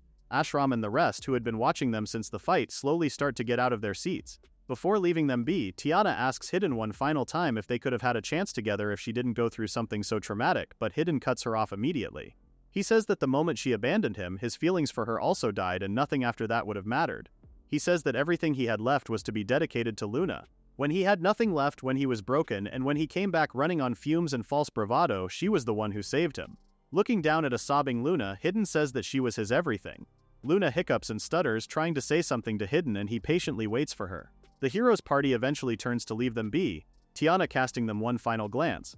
She sees the display of affection between Hidden and Luna and finally turns around, wishing them happiness. Later on, Luna collapses on the grassy floors of the outdoor garden, tears still dripping down her face. Luna apologizes to Hidden for losing control of herself back inside the banquet. Hidden kneels beside her, trying to get her to listen to something he wanted to say. Luna frantically brushes away at her tears, saying that what just happened was all her fault. But Hidden cuts her off, holding onto her hand and saying that she was wrong. Luna stops crying for a moment to look up at him. She starts to sob harder and begs him not to leave her. Hidden is confused, but Luna smiles sadly at him. She says that although he would most likely be fine without her, she couldn't live without him anymore. She clings to him and begs him to stay again. Hidden internally calls himself an idiot for not noticing Luna's anxieties and for not being able to tell her anything. Although he felt like he would be unable to live without Luna as well, he wonders if he's been able to show her that at all. Cupping her cheek in his hand, he tells her he loves her, much to Luna's shock. Hidden admits that she was the one who gave him the strength to live and spoke words that he couldn't. Luna had made a place for him to call home and it had made him so happy. He was expelled from his party, and despite holding on to the resentment and hatred and swallowing it all down, Luna was the one who filled the hole that was left in his heart. Hidden truly believed that it wouldn't be strange at all for her to reject him. He couldn't express to her enough how accepting him had saved him. Hidden says that he was glad Luna was there with him and he would say it as many times as it took. She was his everything and he loved her more than anything. He couldn't bear it if she wasn't there with him and there was no way he would ever leave her side. Kneeling in front of a speechless Luna, Hidden asks her to marry him, saying that he wanted to spend the rest of his life with her. With happy tears in her eyes, Luna smiles brightly, accepting his proposal and thanking him. Time passes and a lone figure makes her way through the forest. Upon reaching a clearing atop a cliff, Tiana stares down at the view of her home village in the distance. A memory comes to mind. A rabbit stops dead in its tracks as something sharp and thin passes clean through its head. Hidden and Tiana make quick work of a pack of rabbit monsters. Tiana and Hidden share a smile as they work efficiently. Eventually, they take care of the monsters ravaging the fields. Tiana says that between the two of them they should be able to make a living even if they leave the village. Heading back into the road, Hidden says that it was a 2 or 3 day walk to the nearest inn in town. Tiana adds that from there they would take a carriage to the capital. Hidden notes that life in the capital was sure to be hard, and he asks again if Tiana was sure about her decision. Tiana smiles and reaffirms her answer. She wanted to be with him. Back in the present, Tiana makes her way into the village alone. Her parents greet at the door, happy to have her back and glad to see her safe. She smiles warmly at them. Setting her stuff down in her room, her parents follow her at the doorstep. She apologizes for showing up without notice and having failed to send a letter for the longest time. Her father says that the important thing was that she returned to them safely. Tiana smiles, touched by their comforting words. Her father says that they regularly received her letters up until 6 months ago, and then it stopped. Her mother adds that they were really worried, but Tiana is surprised and confused. She didn't understand what they meant by frequent letters only ending 6 months back. Her parents are equally confused by her reaction. For a while after leaving the village, Tiana was so homesick that she sent letters frequently. However, she stopped sending them the year before the Demon King's subjugation quest. She couldn't understand the messy timeline of events. Her mother smiles and says that they kept all the letters she sent them. Not only that, but the remittance she sent over was a big help to them. Tiana is even more confused. Her mother said that she even sent money to the village chief to help with the village's provisions, adding that everyone was so grateful. Her father agrees, saying that some village folk might stop by to say their thanks if they hear that she was back in the village. Tiana laughs awkwardly, saying she wouldn't know what to do if they did just that. She wonders if someone had started to impersonate her by sending letters and money, and yet she couldn't figure out why they would do that in the first place. Her father brings back a huge pile of letters for her to see. Tiana remembers that she had started sending letters right around the time she arrived in the capital, reminiscing about the memories. Her father agrees, saying that they were so worried because she seemed to be struggling to adjust to her new life. She opens one of the recent letters and her face immediately falls to find that the handwriting was Hidden's. Her parents remember that it was around the time that Tiana had supposedly injured her hand. According to the letters, Tiana had asked Hidden to write her letters even after her hand had healed simply because it was easier. They tell her that she should have been more grateful to Hidden. Tiana realizes that Hidden had been pretending to be her, writing updates to her family and sending money back home in place of her. That is, up until he was expelled from the hero's party. Tiana couldn't understand why Hidden had done all of it and why he had never told her. Crumpling the letter in her hands, she falls to her knees. Tiana sobs as she tries to apologize to Hidden. Meanwhile, Linnea stood before the gated estate of her family. She stares up at the grand building, a conflicted look on her face. In the end, the world she had been living in was nothing but an illusion. The numerous crimes of Langot, deceiving the people all this time, were brought to light and their house was disbanded. She wonders who had obtained the documents that served as proof and then killed her father, but she had her suspicions. She was sure that it was Hidden. Meanwhile, Ashram puts on a set of armor, a dejected look on his face. Internally, he thinks that Hidden was right. He should have been more cautious of the evil within people. He had told himself that it had nothing to do with him, and he looked away from the evil that was right beside him. As a result, he had ended up banishing Hidden from their party. Linnea thought that back then the party really did have the resolve to protect the people. To bear a false name in secret and kill someone the way that Hidden had, Linnea couldn't have done it, even if she was ordered to. But Hidden had that resolve. Linnea had nothing to say to him anymore. However, once she had cleared her name, she would offer him her apology and gratitude. Later on at the Dark Guild Jafita, Luna's clothes are carefully laid out on the bed. She mutters that the joke was taken a little too far. Hidden looks up to see Luna standing before him, embarrassed as she wore a wedding dress. She says that it was ironic that someone like her was wearing a pure white wearing dress. Hidden quickly disagrees, saying that angels and goddesses were meant to look good in white, and Luna was his goddess. Luna freezes in shock, the red on her cheeks refusing to go away. She asks him incredulously if his personality had completely changed. Hidden worriedly asks if he should tone it down. Luna says that she didn't quite mind, but sitting on Hidden's lap it was turning her on. Hidden kisses her forehead, saying that her crude choice of words worked just fine for him. When he pulls away, he says that Luna was the most beautiful person in the world, and that meant he was the luckiest man in the world. Brother just cranked up the Riz factor to a straight 100. Luna exclaims that he surely changed too much. Unbeknownst to them, their racket could be heard by the staff below them who were pretending not to hear.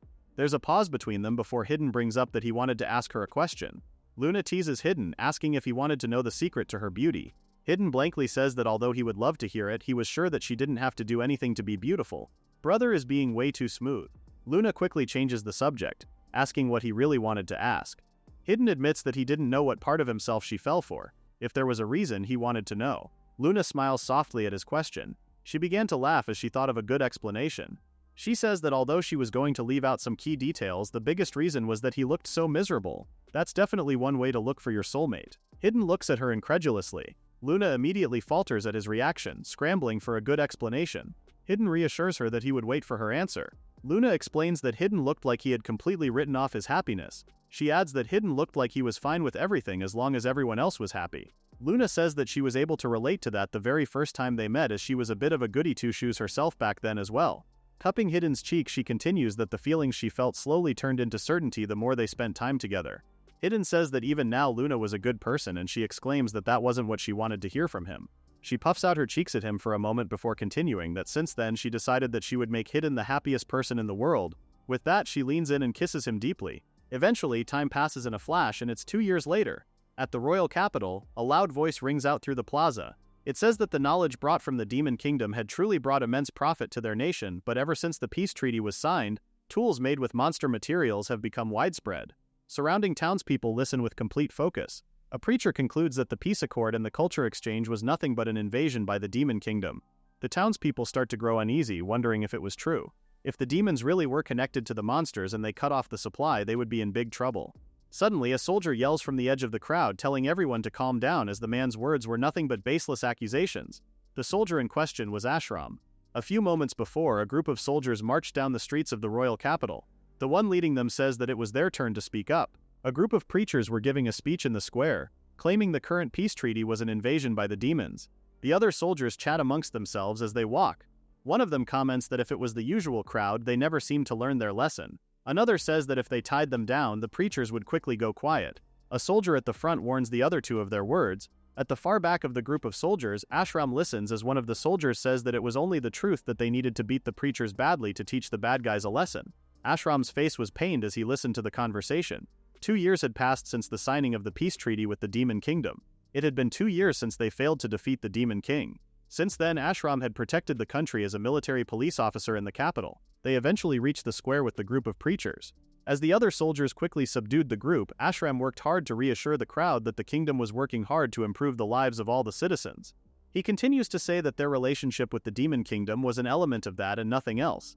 The surrounding townspeople continued to talk amongst themselves, still uneasy. Ashram wondered if the crowd even believed what he was saying. Suddenly, the preacher giving the speech called out to Ashram from the ground. Recognizing him as the hero, Ashram freezes in place. The man mocks Ashram, saying that the hero who was meant to oppose the Demon Kingdom was now nothing more than a patrolman, calling it a downfall. Ashram stays quiet, his expression pained. He watches silently as his fellow soldiers bound the group and led them away. The day eventually comes to an end. While other soldiers call out to Ashram to join them for drinks, he turns them down and makes his way back home. Ashram knew that the preacher was right. He had set out on a journey to defeat the Demon King and failed. Worse than that, he had hurt so many precious people along the way. Back then, around the time their journey began to fall apart after they banished Hidden, and as he supported Tiana through their journey, which had drastically become harder, he found himself falling for her. He knew that Hidden was her boyfriend, which is the first time I'm hearing about, not gonna lie, so Ashram never intended to come between them. But from the way she acted, he could tell that it was already over with Hidden, especially after the kiss they shared. That was why, as the person closest to her back then, he should have been the one to protect her. However, he could only watch from the sidelines as Linnea and Mira did what they could after what happened to Tiana. When that happened, he was determined to do everything he could to help her heal, but all he could do was earn money for their daily expenses, until the order to return finally came from the royal family. In the end, he couldn't do a single thing. Ashram eventually reached his modest home and set his stuff down. He sat down on a stool and sighed heavily. He guessed nothing really changed in just 2 years. He was constantly reminded of the difference between himself and Hidden. The day of the banquet, sometime after they had returned to the capital, Ashram finally learned that the one Tiana truly wanted was Hidden. He felt powerless, able to do nothing more than watch from the sidelines. Ashram felt a maddening jealousy towards Hidden. At that time, he realized he wasn't nearly as good a person as he had imagined. He thinks he might have finally understood what Hidden had said. There were plenty of people filled with malice. Since he understood that, he's seen countless criminals, but he still had no idea how to tell the good people from the bad. Ashram's values were completely shattered and he couldn't keep up with his new reality. For the past 2 years, he spent most of his time alone. He barely even talked to Mira and Linnea except when they happened to run into each other. Ashram had become unable to place his heartfelt trust in anyone. He couldn't help but wonder, had he not banished Hidden that day, would he have been able to go on living as his old self? He who trusted people ended up alone. And Hidden, who suspected people, was now surrounded by them. The difference in their situations made him sick with envy. Ashram laughed bitterly to himself. He knew that he just couldn't be Hidden. Finishing his drink, he settles back into bed as he had to wake up early the next day. Closing his eyes, he hopes that he doesn't have the same nightmare he always did. Meanwhile, in the palace, Linnea looks up as a servant of the queen calls for her, stating that she had been given a chance at redemption. Walking down the palace halls, the servant fills her in on the details. Reminding her of the group of preachers being rounded up in the Capitol Plaza, he states that the royal family could not condone such organized movements, nor could they sit idly by. The servant continues, telling Linnea that the fighting had been a concern ever since they made peace with the Demon Kingdom. The queen had also been taking measures, albeit not publicly. Until now, they had been relying on an organization called Giftia, but they cannot assume that their boss Luna would continue to act in their favor indefinitely. The queen valued Hidden's skills as someone who could rival her, and had hoped to establish a new department centered around him. However, Hidden had left the journey midway through, and before the queen could grasp the situation, he was recruited by Gifita and is now serving as Luna's right-hand man. It was a major blow for the royal kingdom, but Luna taking him in reaffirmed for the queen that her judgment and aims were not mistaken. Without straying from that course, the servant says that the queen wanted to conduct Giftia-like activities as a department within the royal palace. The department would handle the palace's dirty work. Their original plan has always been to secure and strengthen their personnel for that goal. Linnea thinks about the goal of eliminating those who threaten the people. Agents who handled such works were operating in the shadows directly under the queen's command. Linnea had heard rumors, but it seemed like they were true. All information regarding their existence had been buried in darkness. Linnea thinks that perhaps that was the origin of the name they came to be called, a Dark Knight. Finally kneeling before the queen, Linnea asks her point blank if that was what she wanted her to become. The queen says that had Linnea been the same still as back then, she wouldn't have reached out to her. But as she was currently, the queen believed she could fulfill the duty admirably. Linnea didn't even need to think about the answer. If the queen had commanded it, it was a knight's duty to obey. As a knight and a noble, she had dedicated herself to her training, believing she was second to none. But she learned the reality of being protected by someone she looked down on. She lost her family home and realized that all her honor up to that point had been an illusion. But ever since their failure to defeat the Demon King, she had striven to serve the country without giving up her knighthood. With a resolute look in her eyes, Linnea internally swears to clear her dirtied name with her own actions. As a knight, she would show her resolve to protect the people right then and there. The queen calls out to Linnea, asking for her acceptance right then and there. Linnea bows her head lower and says that she would accept her new position. The queen is pleased by her answer. She says that the kingdom was able to avoid the loss of an excellent knight. However, Linnea's expression is rather conflicted. The queen laughs. She tells Linnea that what they just discussed should not be spoken to anyone outside the room. If Linnea was to be interrogated about the truth of their affair, she wasn't allowed to use the queen's name. She was a knight that now lived through the shadows. Linnea gives her confirmation before asking who she should report to for her duties. The queen reassures her that there was a director. Linnea looks up. Almost instantly, a blade is pressed to her throat, a cloaked figure standing behind her with a smile. Linnea doesn't budge an inch. The cloaked figure removes their hood. They say that they were wondering when Linnea would notice, but she was rather slow on the uptake. They ask if Linnea would be able to work in the shadows at the state she was currently in. Linnea watches as the person removes their blade and returns it back to its sheath. Linnea was sure that they were the director of the Dark Knights. The director hums thoughtfully. Giving Linnea a once-over, the director observes that she had a well-trained body. If she had moved even a little bit, Linnea would surely have been cut. The director continues that she had a solid core and the mental fortitude to stay still despite her fear. As such, they give her a passing grade. Linnea casts her a glance, saying that she was humbled by the praise. Linnea asks for their name but quickly takes her words back. Reassuring her that it was fine, the director says that it wasn't even their real name and only one of countless others. The director's name was Onyx. Linnea says that their name was rather on the nose, but Onyx argues that they weren't the one to pick it. The other choice was Ikasumi, which quite blatantly means squid ink. The queen clears her throat, calling them back to business. She says that they had two objectives. One, they were to find the mastermind of the organization of the group opposing the peace treaty. And the second, they were to destroy the core of the operation unit. Onyx reassures the queen that they had narrowed down the list of suspects on who could be the mastermind, so now they just needed to hit the operation unit at the same time. Onyx says that the operation unit was a very public position, so it made it difficult for them to engage them directly. That was when Linnea would come in. Linnea asks if she was meant to crush the unit on her own, and Onyx reassures her that she wouldn't. They say that for Linnea to operate as a creature of the shadows, Linnea lacked the experience, skill, and just about everything else. The queen vouches for her abilities, and Onyx says that they trusted her judgment. They say that they've already requested external collaborators for the mission. Linnea would work with the collaborators and learn the necessary skills along the way. Onyx then bids Linnea goodbye, saying that the Dark Knights were always shorthanded. They turn and head towards the door with a wave goodbye. Linnea tries to call out to them, still wanting to ask questions, but they ignore her. The Queen asks if Linnea knew the district on the southwest edge of the capital where the residential and entertainment areas mixed. Linnea was to go to the office there and show them a ring given to her by the Queen. They should know what it means. Finally, the Queen informs her that the external collaborators would be the organization Giftia and Hidden.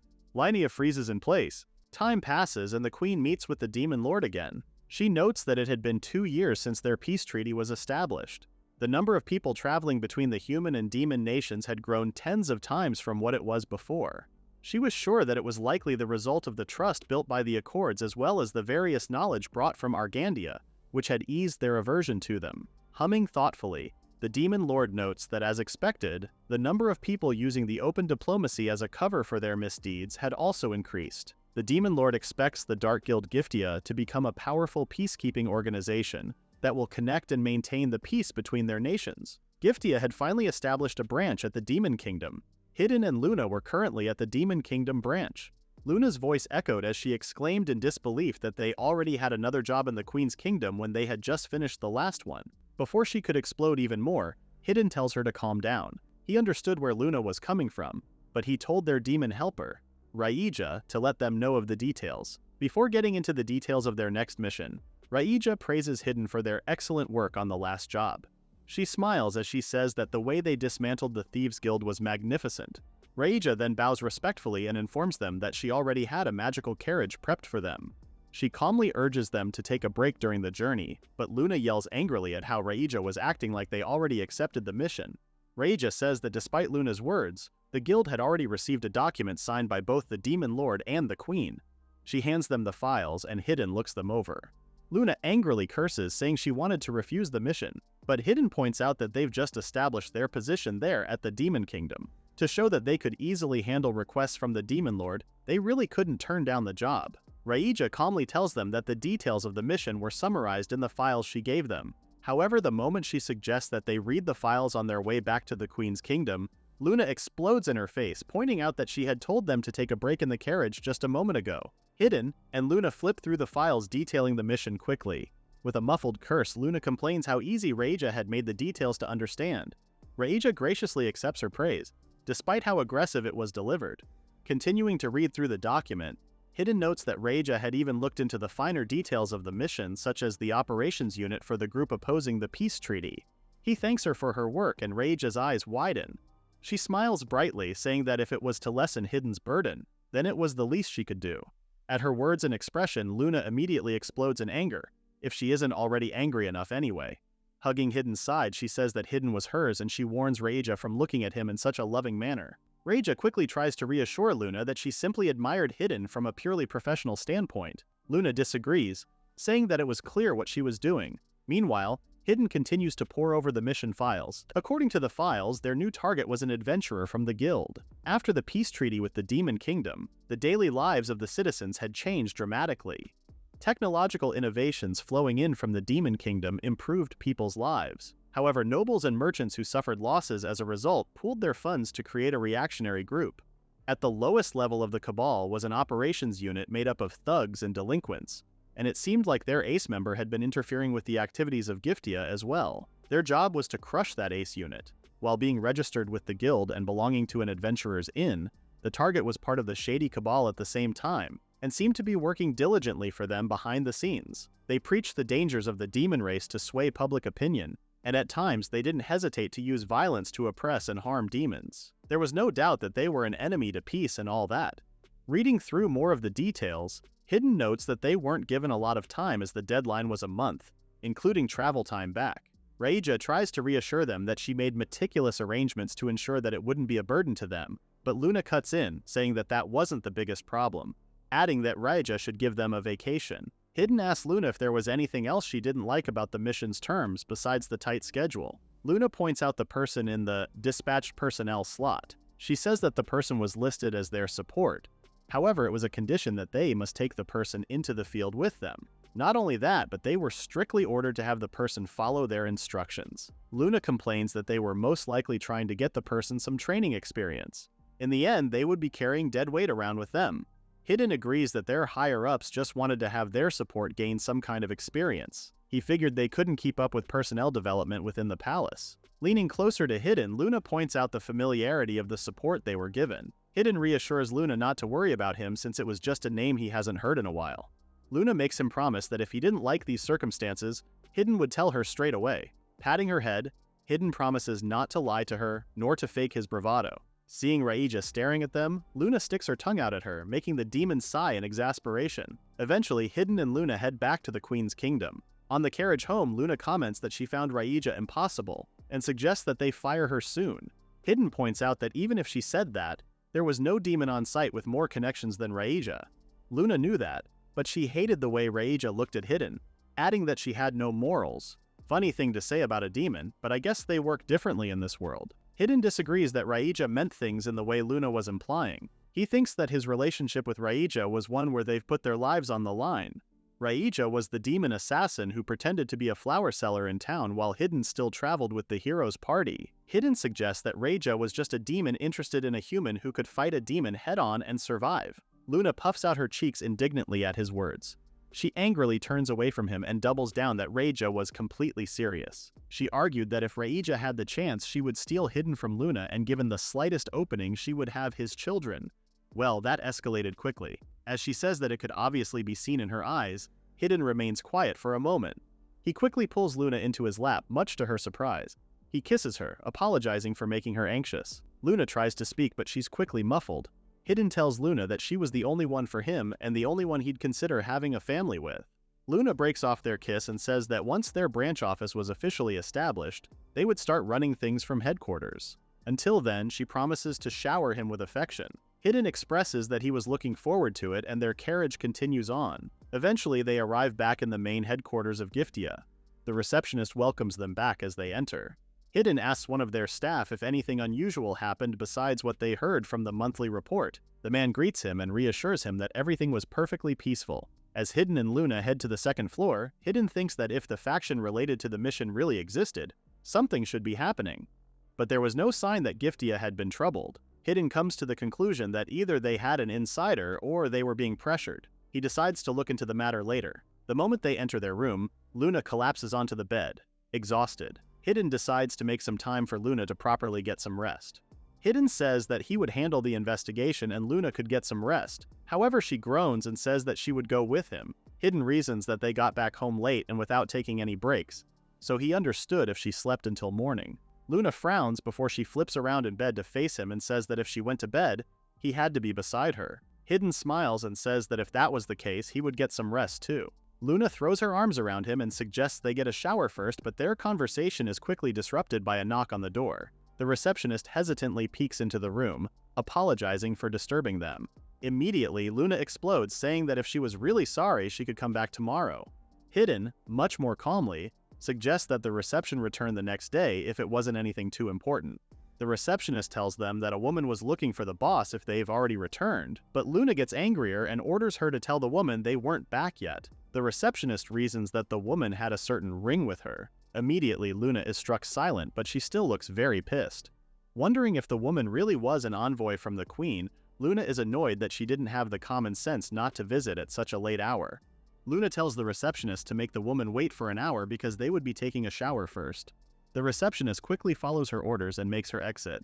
Luna comments that she was going to punch the Knight envoy, but Hidden tries to calm her down, saying that the Knight might also be in a hurry too.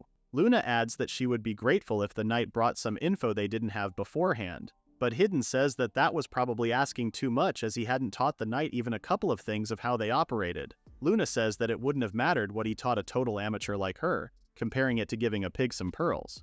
However, since the Knight was still an envoy from the Queen, Luna suggests that they needed a shower if they were going to meet her. She invites him to take a bath with her to save time, and Hidden agrees, with Luna joking that things might not end with just a shower. Time passes, and the Knight envoy couldn't help but think how Hidden and Luna were taking their time. At that moment, Luna calls out to her from the second floor, saying that she could come on up for their conversation. The Knight envoy, Linnea, sits patiently as she waits for Hidden and Luna. Luna enters the room with a laugh, apologizing for making Linnea wait. Linnea is confused by her reaction but reassures her that it was fine, apologizing instead for suddenly visiting. She bows her head respectfully and tries to introduce herself, even when they had already met 2 years prior. Luna cuts her off, already knowing Linnea and her father. Linnea greets Hidden and says that over the past 2 years, she had realized how foolish she was during their time traveling as a part of the hero's party. Hidden says that it was good that she learned something. Linnea blinks up at him in surprise. Linnea laughs lightly, thanking Hidden. However, she says that she still has much to learn. As such, she shamelessly requests to learn from Hidden's knowledge and experience. Luna looks at Linnea incredulously, commenting that her request was easier said than done. Luna asks Linnea if she thought a pampered princess like her, someone who was born a noble, could handle actual field work. She reminds Linnea that their mission came first and she shouldn't expect them to hold her hand through everything. Linnea agrees, saying that was prepared for it and she had her own reasons for needing to do the work in the first place. But almost like she read her mind, Luna knew she was talking about working as one of the Dark Knights. Luna jokes that Linnea used to be someone who completely underestimated Hidden's role, and now it was ironic that she was taking a job like being a part of the new Knights. Linnea merely notes that Luna was very well informed. But Luna wasn't done. With a smug grin, she comments that the Queen had guts to second Linnea into their unit. Suddenly, Hidden leans in, placing a hand on Luna's shoulder. He asks her to stop since Linnea was there to discuss the mission. Pleased by his presence and his touch, Luna smiles and embarrassedly agrees with him. She clears her throat, focusing back on the task at hand. Holding up a rolled document, Linnea says that since the request for Giftia was to eliminate the central figure of an organization's operations unit, she suggests that they investigate the individual. However, she's immediately cut off. Luna asks her rhetorically if she thought they had time to do that when they already knew who it was. Linnea is surprised by the news, but Luna is almost equally confused by her reaction. Hidden steps in and explains that they knew that the unit's leader was a man named Noward. Additionally, a mage and a priest who used to party with Noward were also on the roster. If the group was capable of using force against demons and interfering with Giftia, then they were a serious threat to them. Linnea expresses her surprise that they already knew that much when they had just arrived. Hidden tells her that with Giftia's intel network they could investigate a location they had never set foot on. He continues that to eliminate their enemy, they needed to get a grasp on their movements, so they would start their investigation tomorrow. Linnea asks what kind of investigation they would do. Hidden reminds her of their journey a while back to slay the Demon Lord, and how they protected towns and villages from monster attacks. During that time, they gathered information from locals to narrow down the monsters' locations and then hunted them. Their investigation this time would work on the same principle. Linnea is concerned that they would end up alerting their targets, but Hidden quickly reasons that that was why they couldn't be obvious. They had to listen to idle chatter in taverns, fish for rumors and small talk, and they had to do it naturally so it didn't look like they were asking prying questions. Finally, Hidden tells Linnea to change out of her usual armor when doing intel work and instead wear something normal. To really dig the idea in, Luna tells Linnea that if she showed up tomorrow in a dress, she would send her flying. Linnea swears that she understood, but Luna rolls her eyes, not quite convinced but also not pushing it. Hidden resorts to saying that they would check her dress code tomorrow. Only one thing truly mattered, and it was to make everyone around her think that she was a simple town girl. She only had to focus on that.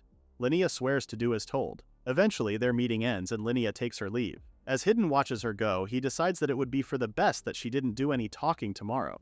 The skill to naturally draw out information took experience and a quick mind. Just having Linnea observe would be enough to fulfill their obligation to the Queen. Luna comes up to Hidden with a sly smile and asks if he was really only planning on just investigating. He pulls her close and promises her that they would also be settling a score while they were at it. Luna squeals in delight before suggesting that Linnea could observe the interview. With a dark look in his eyes, Hidden says that they should find and have a talk with the traitor in Giftia. Luna says that there was no doubt that the manager who greeted them the moment they got back to the guild was no doubt the mole. Hidden agrees, pointing out how, despite not telling anyone they were returning home, the man greeted them without a hint of surprise. That could only mean he was ready to see them. Not only that, but his lackluster report that nothing had changed during their time away was also suspicious. And so, for their meeting with Linnea, they intentionally used the reception room and he took the bait perfectly. Luna and Hidden flop into the bed together. Luna calls the manager an idiot, pointing out that the smartest move would have been to post a lookout instead and skip town in the middle of the night. However, Hidden says that because the man knew Linnea was coming with them, he got greedy and thought he could outsmart them. Luna says that thing might have worked out for the best anyway. Thanks to Linnea, they managed to lure out the fool. Hidden comments that he felt sorry for whoever had to train him. The next day, Linnea comes back to Giftia in a more casual outfit. She asks for their thoughts as she had assumed it would be enough. However, one look at their expressions and she lost her confidence. Hidden agrees that she was dressed like a town girl, but as Luna approaches and pinches the fabric between her fingers, she says that the material was too expensive. Linnea flinches in surprise, but just then the receptionist comes forward with a change of clothes she had prepared. They eventually head out to town. The bell to an inn clatters as Hidden pushes the door open. Immediately, an older gentleman takes notice of him. The man asks Hidden if he was finally rejoining the adventurers, adding that they would welcome him back with open arms. Hidden says that it was a tempting offer, but he was there for something else instead. Glancing behind him, Luna immediately understands his intentions and sticks to his side. Hidden tells the man that since they were in the neighborhood, he wanted to introduce Luna to him as his beloved wife. Immediately, the man exclaims in shock at the news. As Luna lovingly embraces Hidden, the man repeats to the whole inn that Hidden had finally gotten married. All the other patrons are just as shocked, slamming their drinks back down on tables in disbelief. The whole inn explodes into chatter. A man is surprised it wasn't Tiana, but another quickly corrects him that Tiana and Hidden had broken up over 2 years ago. I'm still surprised they were an actual couple with how Tiana dropped him so quickly for the hero's party. Another adventurer mourns that despite not being married to Tiana, Luna still ended up being a total knockout. As Luna laughs merrily at their reactions, one more adventurer moans that Hidden seemed to get all the luck. Luna laughs, saying that the inn was full of interesting characters.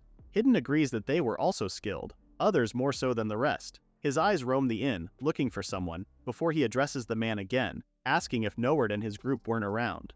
The man lets out a sigh as he admits that although Noward and his party occasionally came by to pick up quests, they had seen a lot less of them for the past year. According to rumors, they had found a new source of income, but no one knew all the details. Hidden points out that with no recent work, the inn should have ended their contract already. This is a bit confusing, but I'm guessing the inn is sort of the local adventurers guild, and the contract in question is an adventurer contract. The man agrees with Hidden, but points out that it didn't seem like Noward and the rest were completely unwilling to take a job, so it was a tough call. From behind them, Linnea watched their exchange with complete focus. The man suddenly brings up that Noward and his group barged into the inn yesterday.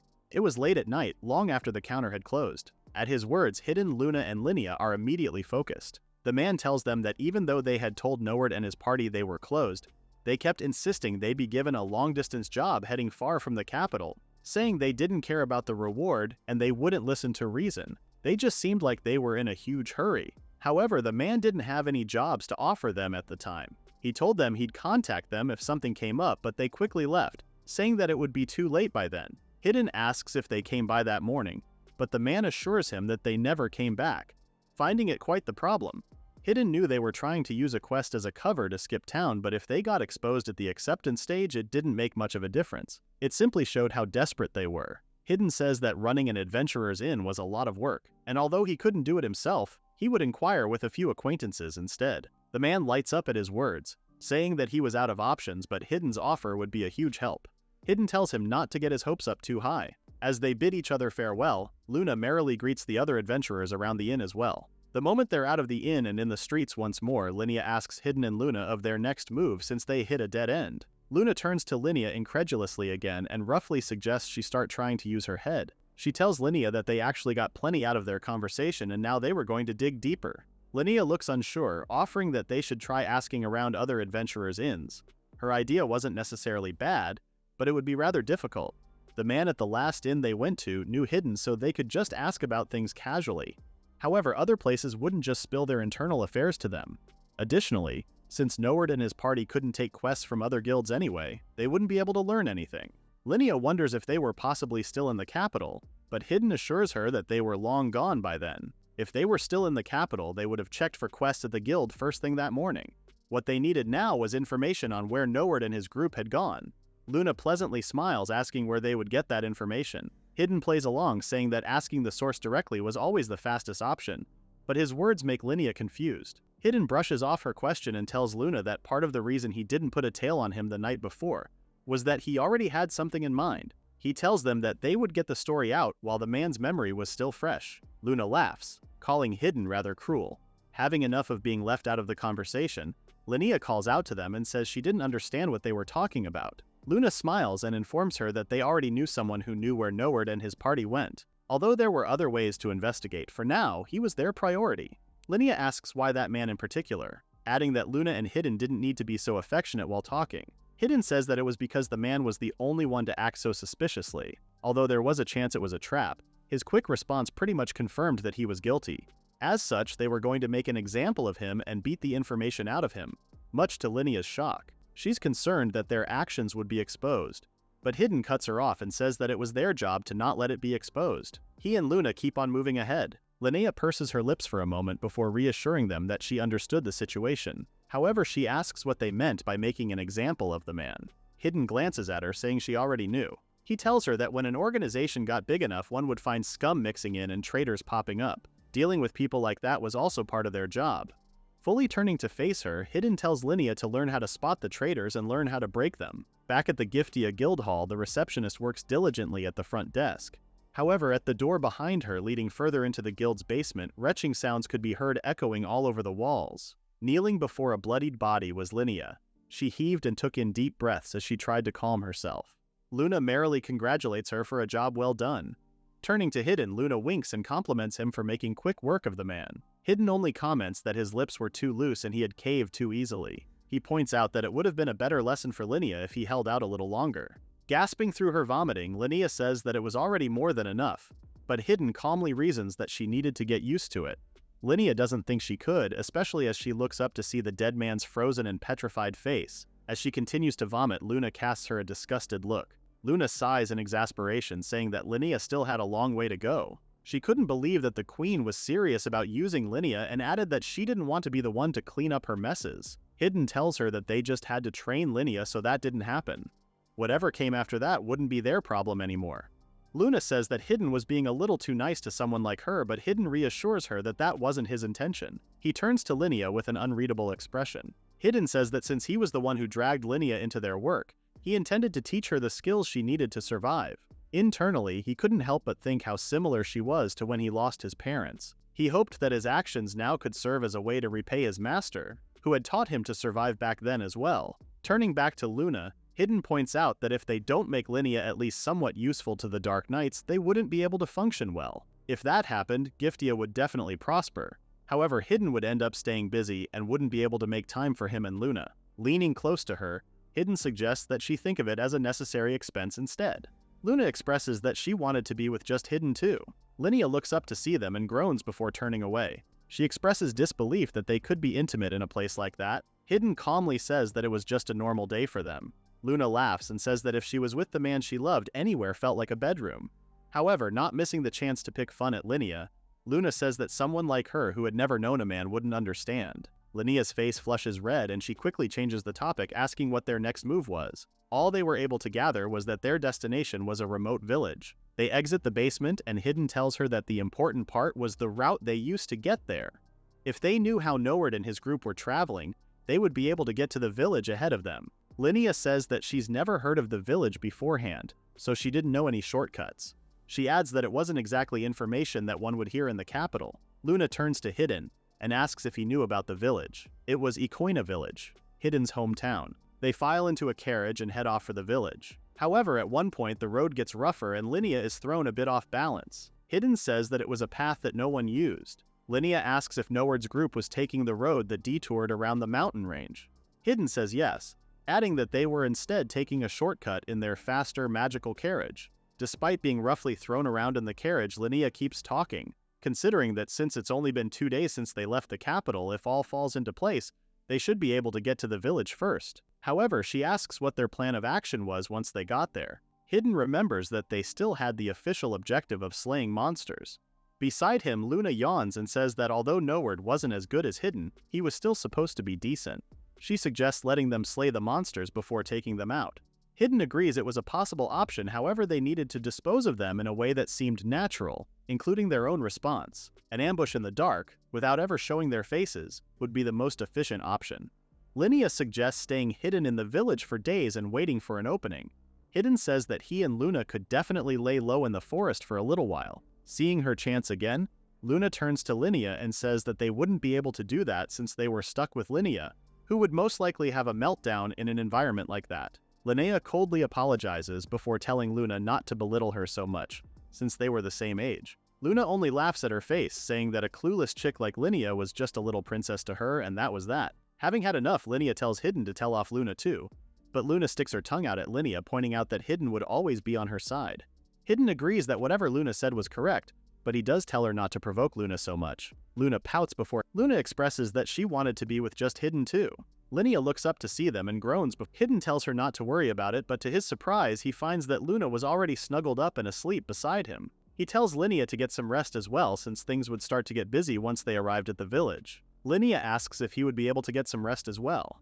Hidden reassures her that once they passed the mountains, they would arrive at a well-used traveling merchant's camp up ahead. Since it was safe there, he could rest up once they arrived. Linnea tells him to get some rest if he was struggling to stay up. He thanks Linnea, who thanks him in turn, and inevitably she dozes off. Once he was sure she was asleep, Hidden glances at Linnea from her seat at the back. Now that he thought about it, it was the first time Linnea thanked him for anything. They had never spoken to each other in that manner back when they were still at the hero's party. He thinks back how Linnea was chosen as one of the Dark Knight's assassins under the Queen's direct command precisely because she possessed the necessary skill. He couldn't help but wonder if they could have each fulfilled their respective roles if they had communicated properly on the journey to slay the Demon Lord.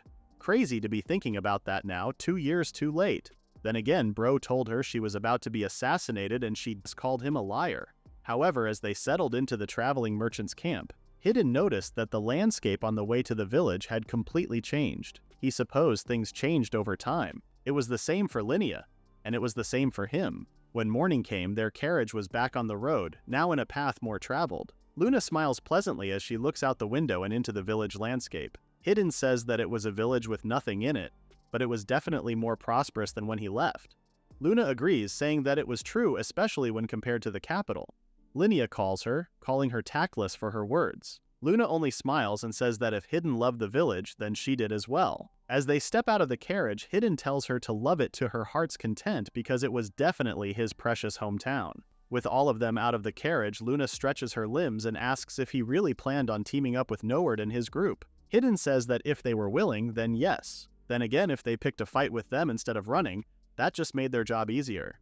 As he's wondering how they would play their cards, Hidden is brought back to the present when someone calls out to him. He turns as a familiar girl runs up to him. Hidden casually greets Tiana, who immediately beams at him.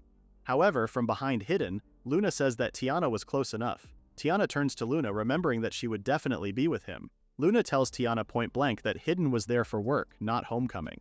Tiana is struck silent, until she realizes that there was someone else with them, and immediately recognizes Linnea. Linnea and Tiana exchange warm greetings before Tiana asks if their work was related to slaying the local monsters, to which Hidden agrees. He says that he couldn't just stand by while monsters ran rampant in the forest he grew up in. Tiana says that she was happy to be able to work with Hidden as adventurers again. But at her words, Luna is immediately angered.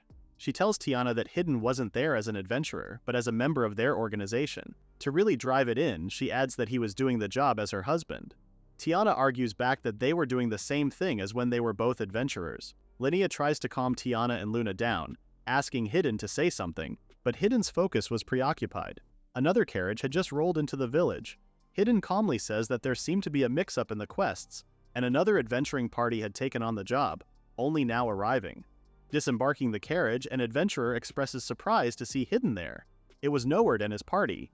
Hidden casually greets him, saying that they just took the job through the same route as them. As an offhanded comment, Hidden passes on the greetings of someone named Rova, his words making Noward flinch. Noward realizes that Hidden was the reason their intel from Giftia suddenly dried up. With a kind smile, Hidden holds out a hand and says that they should call it a truce for now. Since Noward and his group took on the request as well, they should all work together to protect the village. Noward asks why they would work with the likes of Hidden, but Hidden seemed completely alright that they were backing out. Noward's eyes drift towards the people behind Hidden. He knew Tiana and Hidden were both skilled fighters, but they also seemed to have two capable-looking allies with them in Luna and Linnea. It was obvious to him that they came to target his party. However, it seemed like they wanted to complete the quest as well. Eventually, Noward lets out a short laugh and agrees. He smiles to himself as they had already made their own preparations to kill Hidden. Noward tells Hidden that they were planning to go on the hunt tonight. If Hidden agrees to join them, then surely they would come with them on the hunt. Immediately, Tiana tells them to wait. She argues that it was dangerous to start their hunt now. They should be well aware that monsters become more active at night. Noward says that that was exactly the reason they could make it work. However, for a split second, Noward has a cruel smile on his face that Tiana takes notice of but can't pinpoint the sudden reason for. Noward quickly goes back to normal and says that the conditions for the request emphasize that Tiana would participate in the hunt. Noward points out that if they went out, Tiana had no choice but to come along with them. Luna smiles mischievously and says that since that option was nice and easy, they could go along with it. Hidden quickly disagrees. He says that if Noward and the others said they were heading out that night, then they would do the same. Noward smiles, glad that everything was settled, despite Tiana still trying to stop them. Tiana tells Hidden that they should minimize the risk, but Hidden shuts her idea down, telling her to just go along with their plan. Tiana tries to ask why he was pushing for it, but Hidden is already moving on ahead with Luna. Eventually, Tiana sighs and gives in. At the very least, she argues that they should stick together. She didn't want them getting ahead of each other or having any misunderstandings. Linnea listens quietly as Tiana continues to say that they would rest at an abandoned building near the forest until nightfall, then head out. Noward and his group smile at the suggestion. Tiana assures them that she would arrange it so meals could be prepared there, so they didn't do anything reckless. Later that night, as Noward, his party, and Tiana settle into the abandoned building, Tiana lets the others know that Hidden and the others were about to check out of their inn in the village so they would join later on. She was going to pick them up, but she warned Noward and the others not to do anything impulsively. Noward raises his hands in surrender, assuring her that they would only rest there until Hidden and the rest arrive. With a click of the door, Tiana was out of the building. The moment she was gone, Noward slams his fist on the nearest wall in anger, cursing Hidden. He thinks that Hidden had stolen his position as the guild's star and convinced Tiana, who he had his eye on, to leave the capital, from what he understood of what happened to her anyway. He calls Hidden an eyesore in every way. The party member with a mustache reassures Noward that this time around, it would be his win for sure. The larger member agreed, adding that everything turned out just as Roba had said it would. Noward smiles as he agrees, but he says that he wasn't just following Roba's instructions. Noward had received word from Roba, the insider, and made the arrangements on the way to the village. He opens a small bag clipped to his belt and produces a corked vial. Noward was sure that Hidden would definitely come after them, even if they tried to flee somewhere remote. So Noward prepared some poison as a countermeasure. They would mix poison into the meal once everyone ate. Noward and his party would get by with an antidote and paralyze Hidden and the others. If they abandoned Hidden in the forest afterward, the monsters would take care of him. That way they get revenge and eliminate the hindrance. Noward couldn't care less about the monsters appearing in the village. It wouldn't affect their lives or income at all. Noward asks the party member with facial hair if he was sure that he didn't grab the wrong medicine, and although he stutters, he reassures Noward that he got the right one. Quickly changing the subject, the party member couldn't help but think how Hidden had nothing but top-quality women with him. I see that the men in this story besides Hidden and Ashram are actually horrible. Taking one of the vials from his companion, the larger party member grins as he says that this was their chance. Once they nailed the party with the drug, they were set. Noward agrees, saying that after getting rid of Hidden, they would tie up the women with him and leave the village under the cover of night. After that, they could do whatever they wanted. The larger party member wonders about Linea's chest. The guy is a pervert, and I'm doing my best to tone whatever he's saying down. My apologies. His companion is amazed he could tell even with all the armor on, and the other member proudly says that he was drooling just imagining what he could do. Again, a complete freak. His companion suddenly gets up and warns not to put anything weird in the vials, and the larger member quickly apologizes as he wipes away his drool. He reasons that they would end up mixed with something weird in the first place, but Noward warns that if they put it in now, there was a chance the other members would notice. He continues to tell them their plan. They would put the poison directly into the pot during the meal. If they did it casually, no one would think it was anything but seasoning. They wouldn't suspect for a second that they were putting poison straight into the pot. The larger member asks if it would really work, since if the situations were reversed, their party wouldn't eat food Hidden and the rest would make. Noward reassures him that Tiana was the one who provided the ingredients and they were also eating the same thing. And if Hidden and the rest still wouldn't eat, they would simply urge them under the pretense of working with them. Which honestly just makes things sound even sketchier, if it ever reached that point. Like he would basically be saying, eat this or else we won't work with you. The larger party member compliments Noward for his thinking as it felt like he was a true villain. Noward smiles and says that it was only standard procedure for him. He begins to make quick work of the ingredients provided for their dinner. The party member with a mustache asks what he was cooking and Noward says that it was a special soup simmered with spices and chicken. The man compliments him for his top-notch cooking skills, but Noward scoffs and says that his flattery wouldn't get him much more than stew. Internally, he was focused only on assassinating Hidden by that night. Later on, they make their way down the forest path. Hidden's group walked up front, followed by Tiana in the middle, and Noward's party at the very back. Luna skips joyfully as she comments how good the stew was. She was surprised that Noward had that kind of talent. Linnea agrees that it went beyond simple home cooking, and it was at a level where they could even open up a shop. Noward smiles, saying that if that was what Linnea thought, then he didn't mind making it for her again. Tiana glances back at Noward's group, her expression rather concerned. Noward only returns a smile. Hidden smiles and says that he appreciated the meal and would like to enjoy the flavor again. Noward yells that Hidden wasn't included in the offer. Hidden turns to him with the same smile, wondering why he wasn't allowed when he wasn't planning on stealing the recipe or anything. Noward only laughs, saying that the recipe had nothing to do with it, and the taste came completely from skill. Internally, Noward thinks that it was about time the poison kicked in. Not only that, they were close to monster territory already. Hidden smiles brightly at Noward, asking what was wrong and if he had decided to treat them to more stew again. But Noward could only think that Hidden was finally finished. Laughing at Hidden, Noward says that he should have gotten them more stew because it might have been his last supper. Hidden's smile doesn't falter for a moment as he says that he would take care to make sure it wasn't. Noward continues to laugh as he says that it would be nice if that was all it took. However, as he says that it was too late, he doesn't take notice of the drool sliding down the corner of his mouth or how his companions had fallen to the ground, and how he was quickly following suit.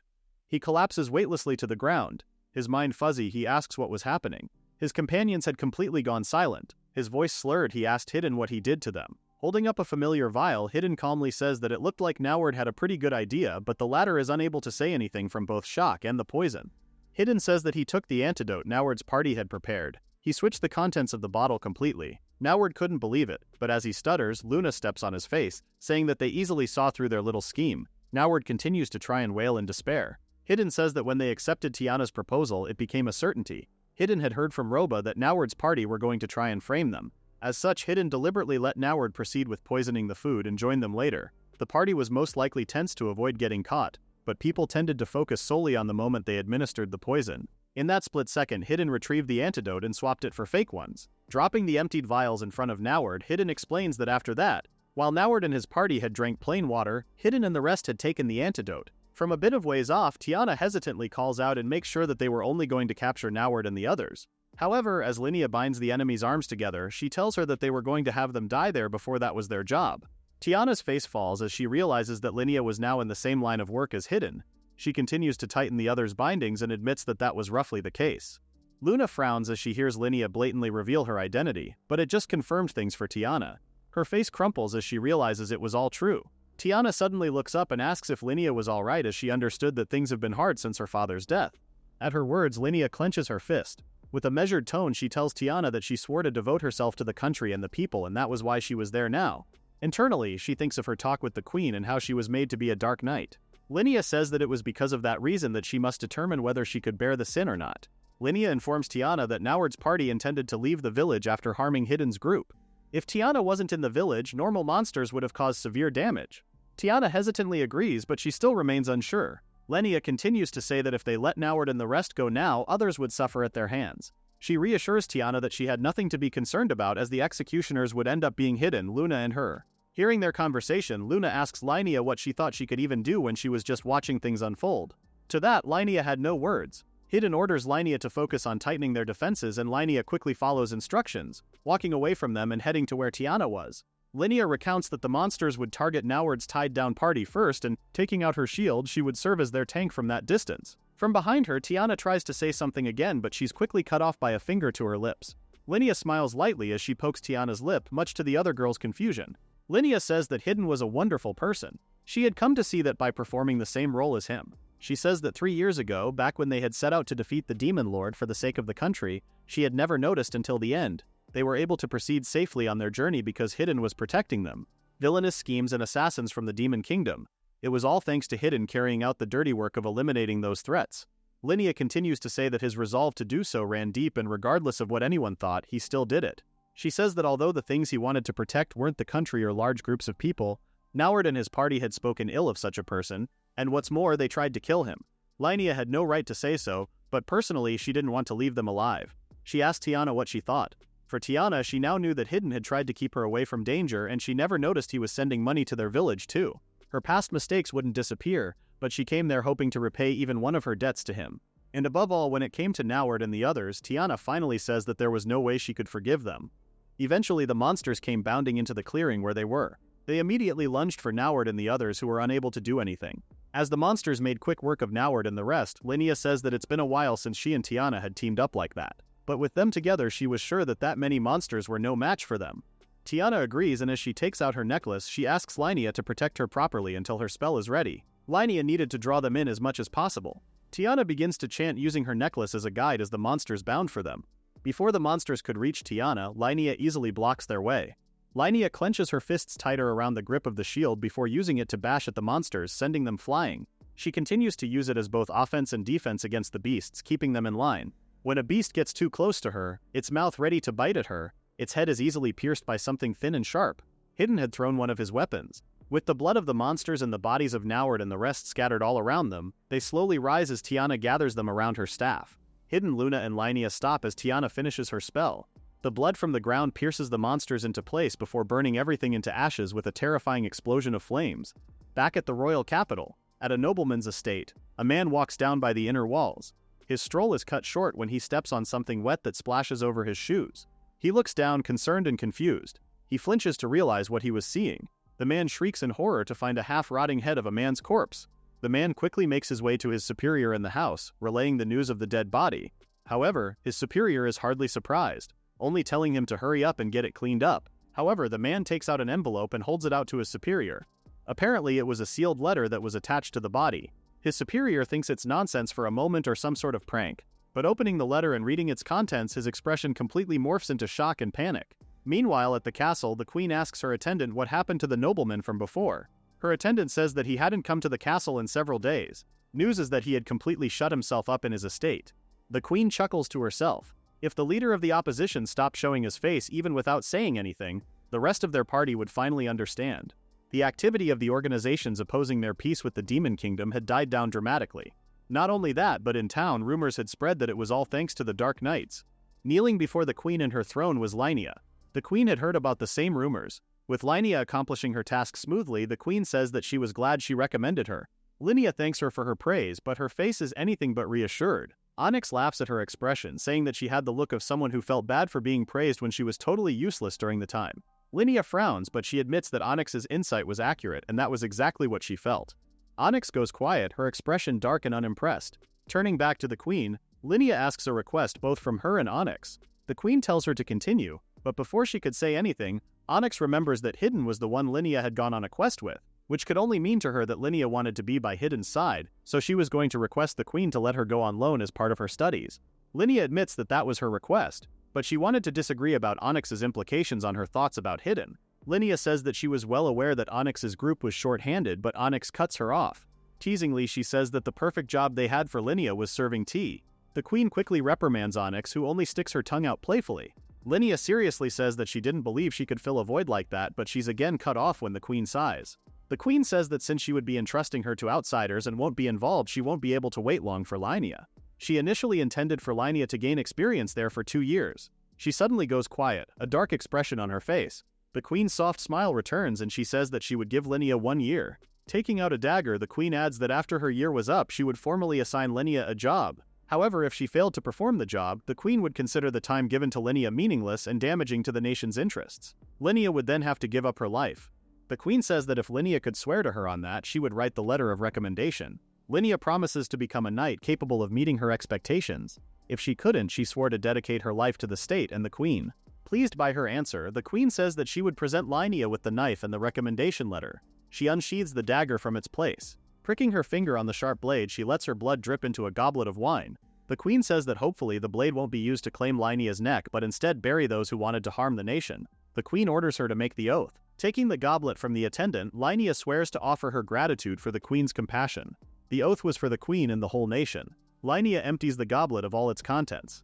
Lowering back the goblet into its tray, Linnea excuses herself from the throne room and heads back out into the palace corridors. However, as she walks, she stops in surprise to see some familiar faces. It was Mira and Ashram. Ashram smiles at the sight of her, saying that he was seeing a lot of old friends that day. Linnea is confused for a moment. As far as she knew, Ashram was always seeing Mira. After a pause, Ashram agrees. Linnea reprimands him, saying that with the way he answered, it might make Mira feel like she had no reason to try. Immediately, Mira defends Ashram, saying that she visited Ashram's room because she wanted to. After a while, Linnea notes that Ashram was the same as always. Ashram agrees, saying that although he knew comparing her there might make him sound self-deprecating, but he thinks Linnea was doing perfectly well. Ashram says that she was growing much more than an inexperienced person like him. Linnea's expression shifts slightly as she internally thinks that that wasn't the case at all. She hasn't heard any bad rumors about Ashram's work. With the power he had as the hero, he could save many more people if he wanted to. However, feeling personally responsible and guilty for failing to defeat the Demon Lord, it may be inevitable if he chooses not to follow that path. Linnea also notices that Mira's feelings for Ashram didn't seem to have changed. Based on the atmosphere Linnea had vaguely picked up at the time, she thought Mira only respected Ashram as the saintess because he was the hero. However, Linnea realizes that Mira truly respected and loved him from the bottom of her heart. For Mira to be happy, all Ashram had to do was take the first step. If only he would look at her in a new light.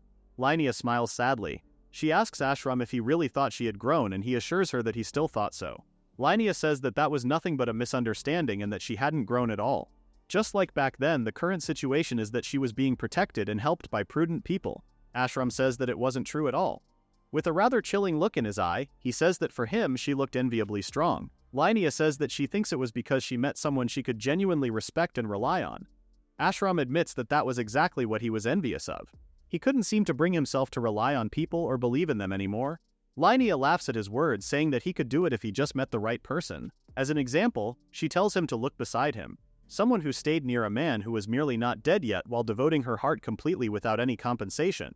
Linnea asks if Ashram truly didn't know a wonderful person like that. Ashram is confused by her words. But Mira's face had completely flushed red. She immediately tells Linnea to cut it out, but with a cheeky smile, Linnea says that taking the first step was important. Turning around, Linnea bids a confused Ashram and an embarrassed Mira goodbye, saying that she had some urgent business to attend to. Meanwhile, at the Argandia Demon Kingdom, Luna lets out a sigh of relief as she and Hidden enter the guild headquarters. She stretches her body, remarking that since it was finally over, then it should surely shut up the people opposing the queen. Hidden adds that one barrier to diplomatic relations with Argandia had also disappeared in the process. Luna collapses on the bed, saying that although she wished she could have stayed in the royal capital a little longer if only she didn't have to rush back, Hidden says that since the job was done, she could finally rest. Once the report was over, they could finally take it easy. Taking off his coat, Hidden asks to sleep next to Luna, and she quickly makes room in the bed for him. As they cuddle in bed, Luna says that she wanted to take a whole month off with Hidden, and Hidden happily agrees. However, a sudden presence in the room with them frowns, saying that their decision to go on leave would be a problem. It was Renija. She informs them blankly that while he and Luna were away, so many jobs had come in that they couldn't get there. Hidden and Luna are both quiet, but while Hidden was mostly caught off guard, Luna is brimming with rage. Finally coming to his senses, Hidden says that right when they were about to rest, they were immediately sent on a business trip. He calmly argues that if they didn't take a little vacation, Luna wasn't going to last. Luna finally explodes, asking before any of that, why was Raija entering a married couple's room all of a sudden? Luna remembers that when she had reported to Raija earlier, she had left saying that she was going to tell the Demon Lord everything. Raija admits that she planned to do that, but a visitor had suddenly arrived, so she was showing her in. Luna orders her not to let the visitor in and instead to send her back. Raija calmly apologizes because she had already brought the visitor in. The visitor turns out to be Linnea. At the sight of her, Luna gets even angrier, saying that she told them to stay out of their bedroom. Linnea bows respectfully to Luna and Hidden, apologizing for barging in while they were resting. Apparently, she had been ordered to assist them at the branch from that day forward. Both Hidden and Luna are surprised to see Linnea again, not quite sure if it really was her. Luna gets mad again, demanding to know what she was doing there and what help she could even offer them. Linnea asks them to think it through, but Luna quickly refuses, saying that there was nothing for her to help with. Hidden asks if it was another request when they were just thinking of taking a break for a while. Linnea asks instead if they could give her a command since she would be working under them for a while. Luna grits her teeth in anger. She tells Linnea that she wasn't just playing house and she should think for herself. She reminds Linnea what happened that last time she set out on a journey with the same mindset. Linnea kneels down and pleads with them, saying she wanted to become stronger. She holds out the recommendation letter to them. Looking down at the paper, Luna clicks her tongue and asks if it had the Queen's signet. Linnea says that she thought that learning by their side was the best way to become stronger, so she asks again to allow her to stay near them. Luna wails in despair, but after some silence, Hidden agrees to the request, much to Luna's shock. Hidden says that when work came up, he would tell her then. But in the meantime, she would follow Raija's instructions. Raija smiles softly. Linnea thanks them both. Luna tackles Hidden, saying that she still hadn't accepted the request. She asks Hidden why he was agreeing to it, but Hidden reassures her that it could be an upfront investment for them. If someone in Lina's position grew, it would make things easier for them. Luna says that they would surely lose, and she makes him promise never to do stocks. Hidden agrees, adding that if it turned out that Lina was completely hopeless once they actually used her, Luna could discharge her from her combat forces. Hidden says that he was no good at managing people. Luna eventually agrees and Hidden thanks her. Raija excuses herself and Lina, saying that they would discuss the details later. Once outside, Lina lets out a sigh of relief. Seeing the bittersweet ones was definitely easier on her. I think she's referring to meeting Ashram and Mira compared to Hidden and Luna. Meanwhile, Luna and Hidden relax in their room. Luna says that in the end the hero's party was nothing but for show. She asks if they were parting ways with the spoiled brats. Hidden agrees, saying that as long as they operate behind the scenes they probably won't be meeting again. Luna smiles teasingly at Hidden and asks what they were going to do from now on. Hidden smiles at her lovingly before they share a kiss. Hidden promises to stay by Luna's side as there were things to do at Giftia. Luna didn't know how long Giftia would be needed, but as long as the world was full of malice, at least for now, they must exist as a necessary evil. Hidden says that he would carefully observe to see whether or not they become unnecessary. They're interrupted when Rayija knocks on the door and enters the room. Hidden is surprised at the speed of Rayija's work. Luna is angered because she had said beforehand that she wanted to rest for a bit. Rayija apologizes, but she says that she was delivering the summary as soon as possible. She calls out to someone named Nikita from outside the door and a half-canine girl enters. Nikita explains that for the request, the goal was to grasp the overall picture of the situation and settle it. Hidden asks what situation they meant, and Nikita explains that it was referring to human trafficking. Before the peace treaty was signed, they believed it was being conducted by black marketers in the Samanade Queendom and Argandia Demon Kingdom. Hidden and Luna asked that if there was no such organization or traffickers in Samanade, then did that mean they were operating within Argandia? Radega agrees, saying that that was what they believed.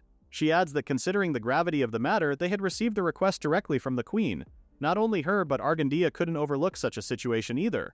Rayija asks Luna and Hidden to draw out the pus that infected the kingdom. Time passes and a cultural exchange banquet is held at the Argandia Demon Kingdom. In the ballroom of the palace, demon and human nobles are busy conversing with one another. Among them, demon women are huddled around a certain human. Linnea, pretending to be a normal human noble, smiles warmly as the women around her gush over her dress. One of the demon women marvels at the current fashion trend in the Samanade Queendom, adding that the use of color was quite bold and the draping was lovely. Although other human women seem to be wearing something similar, the difference truly came down to the skirt's design. Another woman adds that she loved how it flared out. It made the upper body look delightfully slim. Linnea says that it was difficult to show them, but she was wearing a smaller underskirt to give the skirt volume. The women are pleased. Linnea tells them that she would pass along the message when she returned to Samanade. Apparently, a new merchant caravan was scheduled to depart soon, so Linnea would have them bring some dress samples. If all goes well, she might even be able to bring a tailor along. The demon women are overjoyed, already looking forward to it. However, some of them were worried that the men would make sour faces about it. Although Linnea wears a sweet smile, her expression falls for only a moment. The women start laughing amongst themselves, asking what was the point of hoarding money if they had nothing to spend it on. Some of their husbands had brought swords they had never seen before. Through their conversation, Linnea smiles pleasantly. At some point, Linnea inserts into the conversation, saying that despite their words, the women surely still love their husbands. There's an odd expression on her face, but she agrees with Linnea. One of the demon women cuts into their conversation and asks if Linnea was still unmarried. Linnea freezes. She awkwardly looks away, saying that she was definitely getting to that age and she should really find a partner soon. The women reassure her that it was fine because once she was married, she would have to deal with all sorts of obligations and baggage. Linnea says that despite that, she was envious of their relationships. She hopes to find a wonderful gentleman for herself. Suddenly, Hidden comes up behind Linnea, bowing to her like a butler and apologizing for interrupting her conversation. Linnea flinches from his sudden appearance, but she stops herself in time from saying his name. She quickly gathers herself and pretends to be a noble lady again, laughing awkwardly. Hidden apologizes again, saying that a master was calling for Linnea to go to the lounge. Linnea notices the demon women around her looking at Hidden. She couldn't help but agree that Hidden looked good in his suit. Hidden looked at her, noticing her silence. Hidden calls out to Linnea again and snaps out of her thoughts. She bows to the demon women, asking to be excused, but they tell her to wait for a minute. They ask if Hidden was a servant of Linnea's household. Linnea is rather surprised by the question, but she hesitantly says yes. The demon women request that Hidden keep them company while Linnea is gone. Linnea is immediately hesitant. Put on the spot, she tries to make an excuse that Hidden was her father's attendant. But before she can say anything more, Hidden agrees to the demon women's request, much to Linnea's disapproval. Hidden cuts off Linnea's words, telling her to hurry back and he would return to his place as soon as he finished entertaining them. The women smiled, pleased that Hidden was very understanding, and they led him away. The group leaves Linnea alone and all she can do is watch them go in frustration. In the lounge, Linnea tells Luna everything that happened, leaving Luna in complete disbelief that Hidden had done something like that. She calls Linnea useless for just standing and watching. Linnea argues back that she was only ordered to disguise herself as a noble lady and gather rumors in demon high society, and since the demon ladies ordered Hidden to entertain him and he accepted himself, then it wasn't her fault. Luna says that that was exactly the point. Linnea was ordered to go on field training and she was supposed to act like a different person and gather intel. Luna couldn't believe that a noble would act so obedient, and says that Linnea should have dragged Hidden away, saying that she didn't raise him to serve other people. Linnea points out that a noble lady would never do something so vulgar, and Luna fires back that a human abusing their authority absolutely would. While I agree that some humans could be like that, isn't Linnea born into a noble family? Linnea argues that Luna was talking only about herself. Luna calls Linnea useless again and says that she wasn't cut out for their line of work. She offers that Linnea should just quit, but Linnea turns her back on her, saying that she wasn't quitting. Luna screams at her to get back out into the ballroom and take Hidden back. Having enough, Linnea yells at Luna to do things herself if Hidden was so important to her. Luna screams back for her to stop abandoning her duties the second she gave them. Their conversation is cut short when the door to the lounge clicks open. Hidden announces his arrival, adding that Linnea and Luna were loud enough to be heard from outside the hall. Luna immediately abandons her fight with Linnea and rushes up to Hidden with a warm smile and open arms, welcoming him back. Hidden hugs her back before asking if Luna was done lecturing Linnea. Luna grins, saying that she no longer cared about the fight. Linnea is offended by her words. Ignoring her, Luna asks Hidden if he, for a lack of a better term here, screwed around with the demon ladies, pulling moves that he had only reserved for Luna. Linnea takes more offense, saying that noble women wouldn't do something like that. Linnea points out that they needed to build a good relationship with the demons moving forward, and Luna scoffs at the idea. She says that humans and demons were all the same, and women around that age had a lot of pent-up lust. Hugging Hidden tighter, Luna says that if someone good-looking like him was around, they would try to go for him. Not liking the idea, she asks Hidden again if he spent time with the demon ladies, and Hidden reassures her that he didn't. Linnea asks how he was able to get away if he didn't have to resort to something so drastic like what Luna was saying. Hidden explains that he just gave them some intel on the private lives of certain nobles. Linnea is confused. Luna smiles knowingly, saying that it was no wonder why the wives of the demon noblemen were so frustrated, but Linnea remained just as oblivious. Hidden finally tells her that it was related to the reason they were called into the demon kingdom. In the past, the demon nobles were the strongest, and the stronger the demon was, the more wives he had. However, as their culture developed, monogamy became more of the norm. Hidden asks Linnea what kind of demon would be dissatisfied with the current state of things, and Linnea hesitantly says that it would be the strong nobleman. Hidden continues to say that with fewer opportunities to fight, the strong demon noblemen probably had built up stress. Originally, they would relieve that stress through their nightlife with multiple wives, but again these days the demons only had one wife. Luna cuts in with a mischievous smile, saying that when things like that happened, then there was only one solution for them. Many demons started keeping young mistresses. Some wives turned a blind eye, but many did not. However, even if they had suspicions, they rarely had solid proof. Linnea asks how Hidden knew all of that information. Apparently, he just deduced it from the conversations he hears. After all, the demon ladies' husbands were chatting amongst themselves in the venue. Although, of course, they didn't say things directly. Linnea wonders if it could have possibly been a misunderstanding. Hidden says that he just had to repeat what he heard, picking out keywords to make it easy for them to imagine. Luna gives an example, but Hidden quickly covers her mouth, saying that what she was thinking was too explicit. Hidden repeats what he heard. One demon said that the fine wine he tasted at the hotel the other night went down incredibly smoothly, and another said that the fruit he recently harvested overflowed with juice at the slightest touch. Okay, the wine one I can pass off, but the one with the fruit is way too obvious. Hidden repeats that all he had to do was tell their words exactly that. He would just tell the demon ladies, and for the wives who were already suspicious, that was all they needed to connect the dots. He just made a little small talk. After that, the wives hurried off to confront their husbands, and Hidden was free to go. Linnea is quiet. She remembers that the demon ladies had quickly changed the subject when their husbands were brought up. Thinking back on it now, even the expressions they made back then were very telling. It probably wasn't simply out of love for their husbands. Linnea frowns at the thought. There was valuable intel right in front of her, but she couldn't extract a single thing.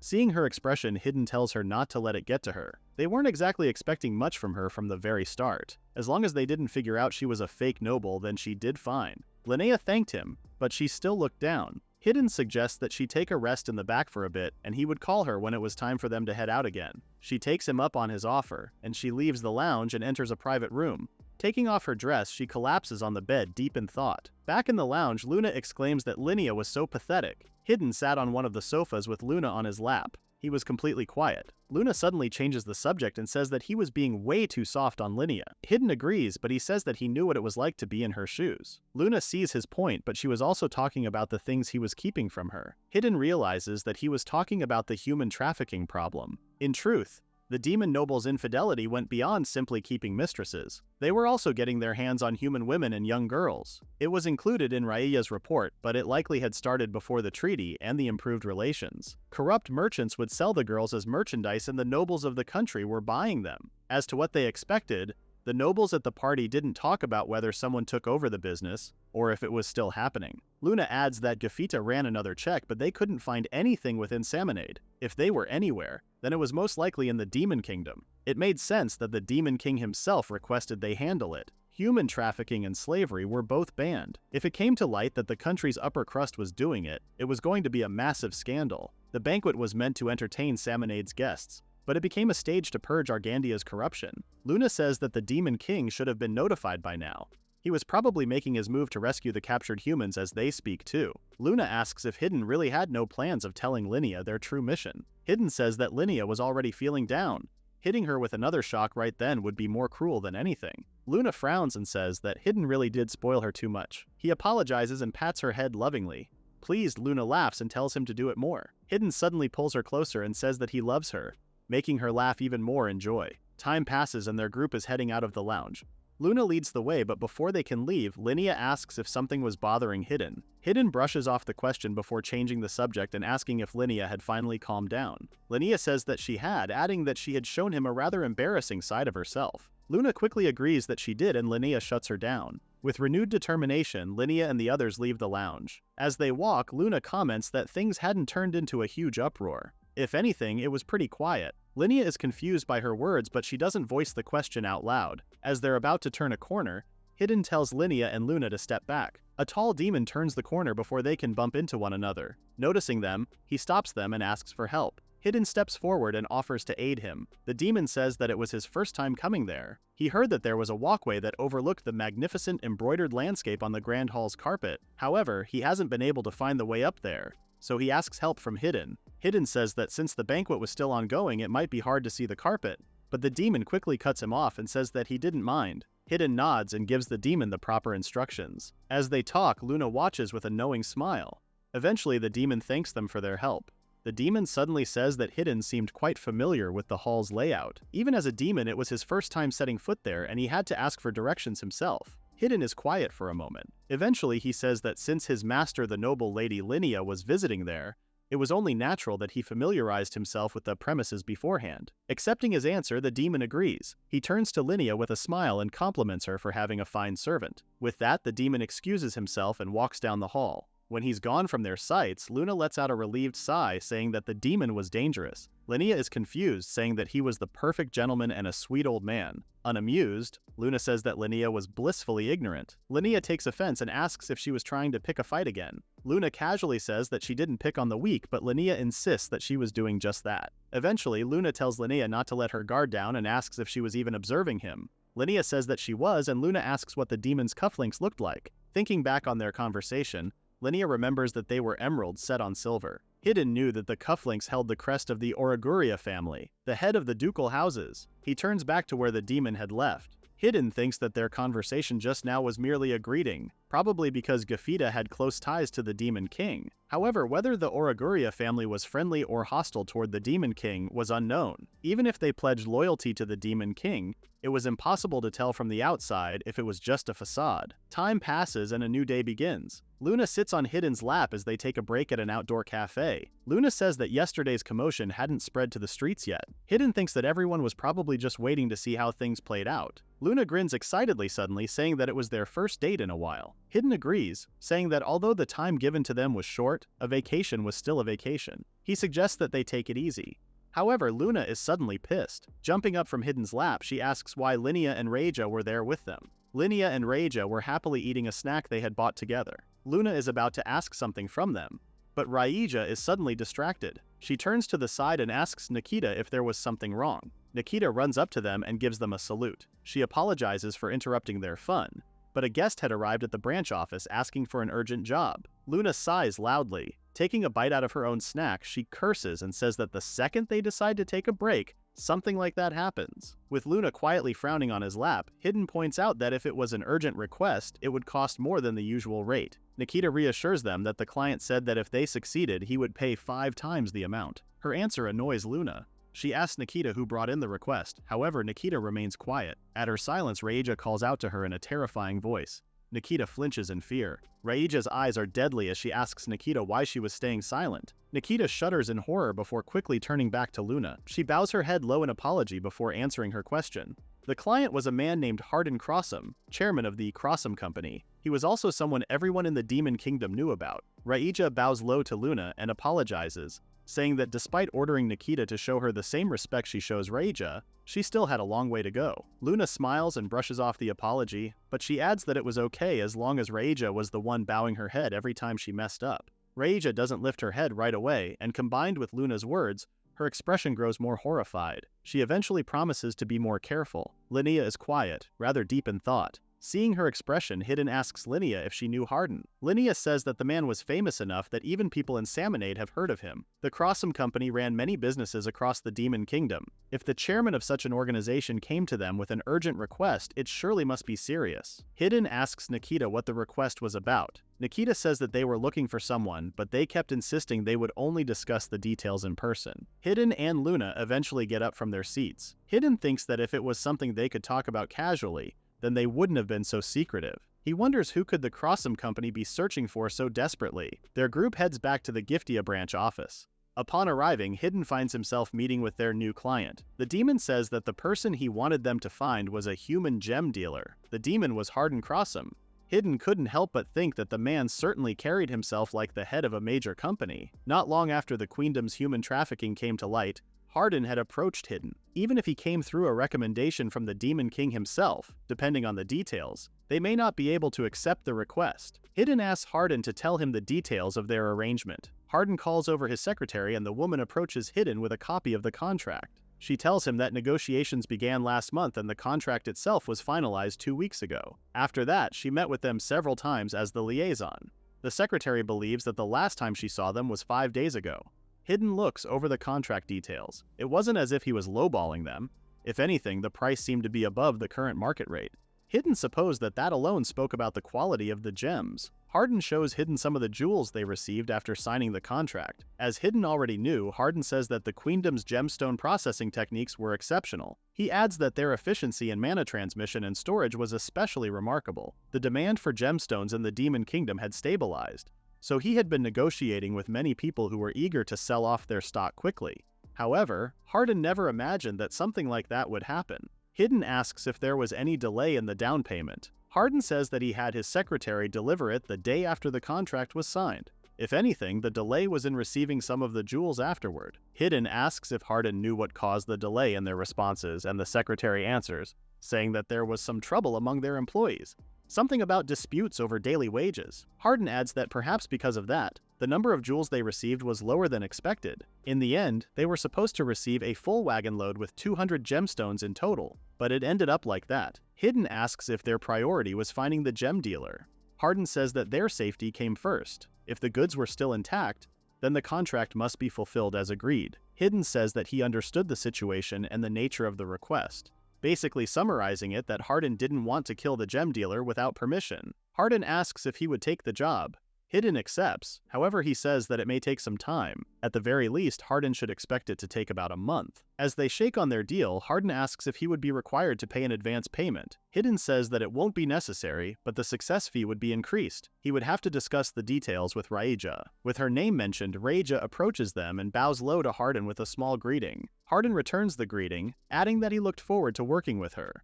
The secretary watches them quietly, but then she notices Hidden staring at her. She asks if he wanted something, and Hidden asks if she personally met the missing gem dealer. The secretary confirms it, saying that Hardin only attended the contract signing and she handled all communications afterward. Hidden asks to hear more about the missing person, saying that the more information they had, the easier it would be to find her. The secretary tells him that the dealer's name was Freya. There weren't many female dealers who traveled all the way to the Demon Kingdom, so she left quite the impression on the secretary. She had shoulder-length red hair. Also, she was staying at an inn on Sandula Street in the South District. Hidden lightly frowns at the information. Hardin suddenly cuts into their conversation, asking his secretary, Roxanne, if Hidden had asked anything strange. Roxanne reassures him that everything was fine. Hidden ends their meeting saying that the information he had for now would be enough.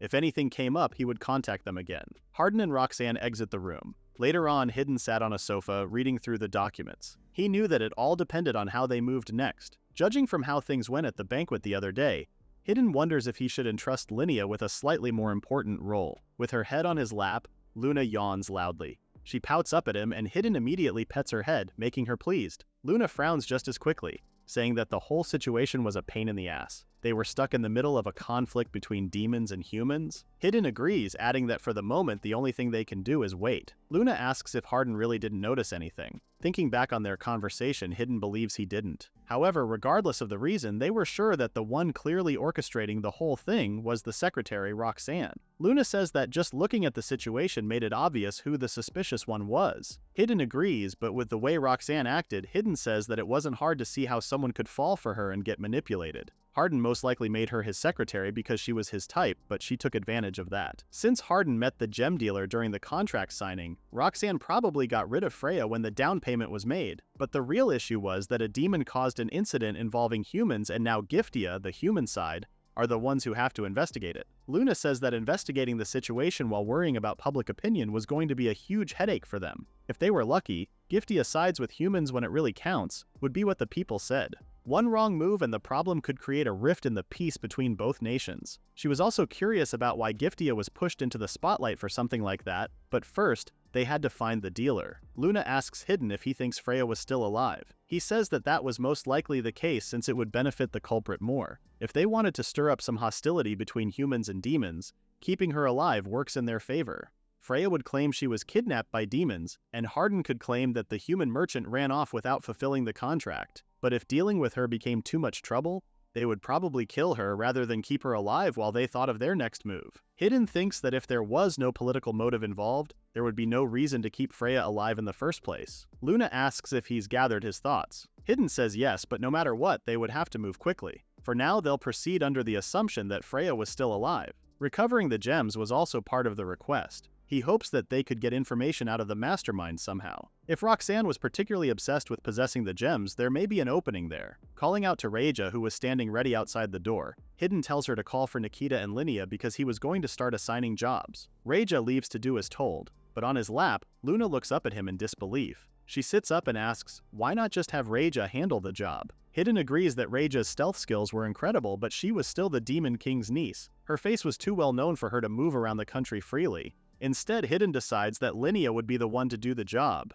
Time passes, and in the cover of the night, Linnea was dressed in commoner clothes. She was at the east entrance of Sandula Street, 7th Avenue, South District 3 at the Argandia Royal Capital. But currently, she was specifically right in front of the Juicy Turkey. She looks up at the building, wondering if she got the place right. She murmurs her script to herself. At that moment, she was supposed to be Rania, a traveling merchant. This was the inn where the missing gem dealer stayed.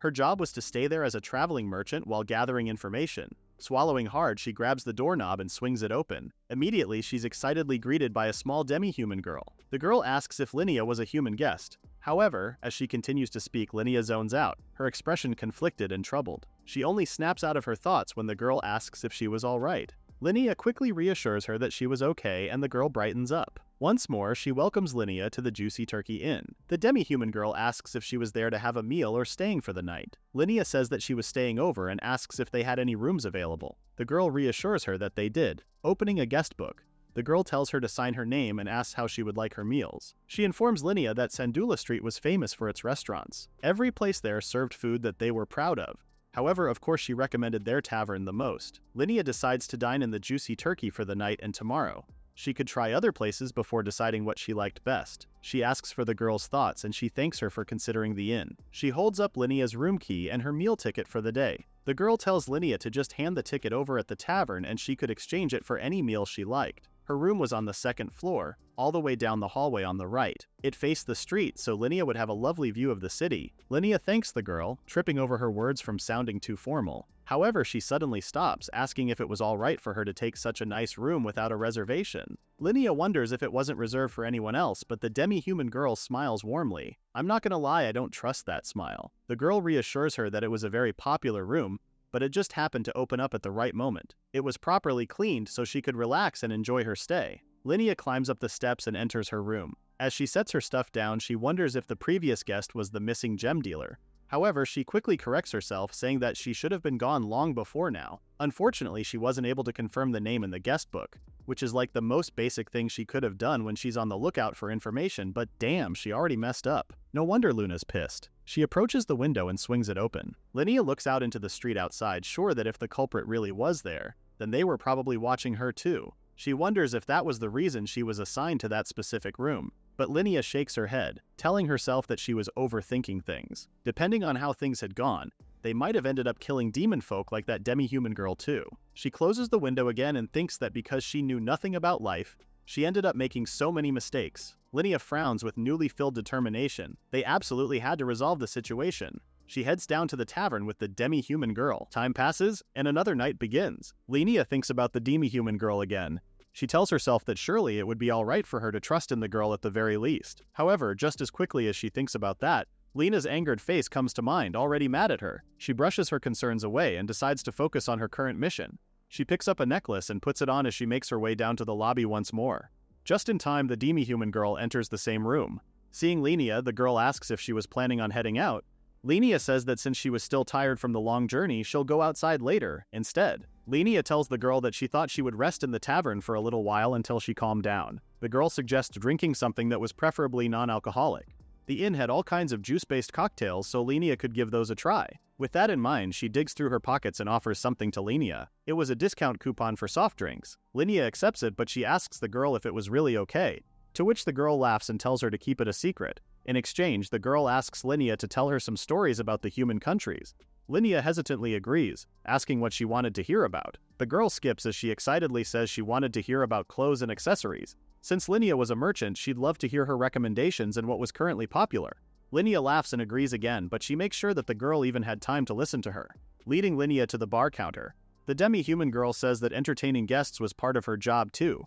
She announces Linnea's arrival as they settle on seats at the bar. The demi-human girl orders a drink to soothe the merchant's tired body for Linnea, and the bartender immediately gets to work. Not long after, the demon bartender comes back with the custom drink. Linnea takes a sip and she's pleased to find that it was delicious. A drink that was cold and really cleared her head. The demi-human girl sits beside her, glad to know that she liked it and telling her that it was their top recommendation. As Linnea smiles at her drink, the demi-human girl watches her. Suddenly, she says that since she was sure that Linnea had been through a lot, she hoped she would cheer up and do her best. Linnea is rather confused by her words and she hesitantly thanks her. Their conversation is disrupted when an elderly demon passes by and notices the demi-human girl Alyssa is in a particularly good mood. Alyssa immediately gets up and welcomes the elderly patron. Alyssa immediately takes initiative and introduces Linnea to the man, who apparently ran a nearby shop. Overhearing their conversation, another demon in a nearby table says that he had never seen Linnea beforehand. Realizing that she was a human merchant, the demon patron says that he ran a transportation business. One after another, Alyssa introduces Linnea to the rest of the nearby patrons. Linnea was overwhelmed, but she couldn't believe her good luck. As she socializes with the other patrons, Linnea wonders if she actually had the talent for this. Time passes and Luna asks Hidden if he read the report they received from a certain idiot. As Hidden served tea for the both of them, he assumes that she was talking about Linnea's report and confirms that he read it. He says that although the contents of the report themselves weren't especially useful, Linnea's way of approaching things wasn't bad.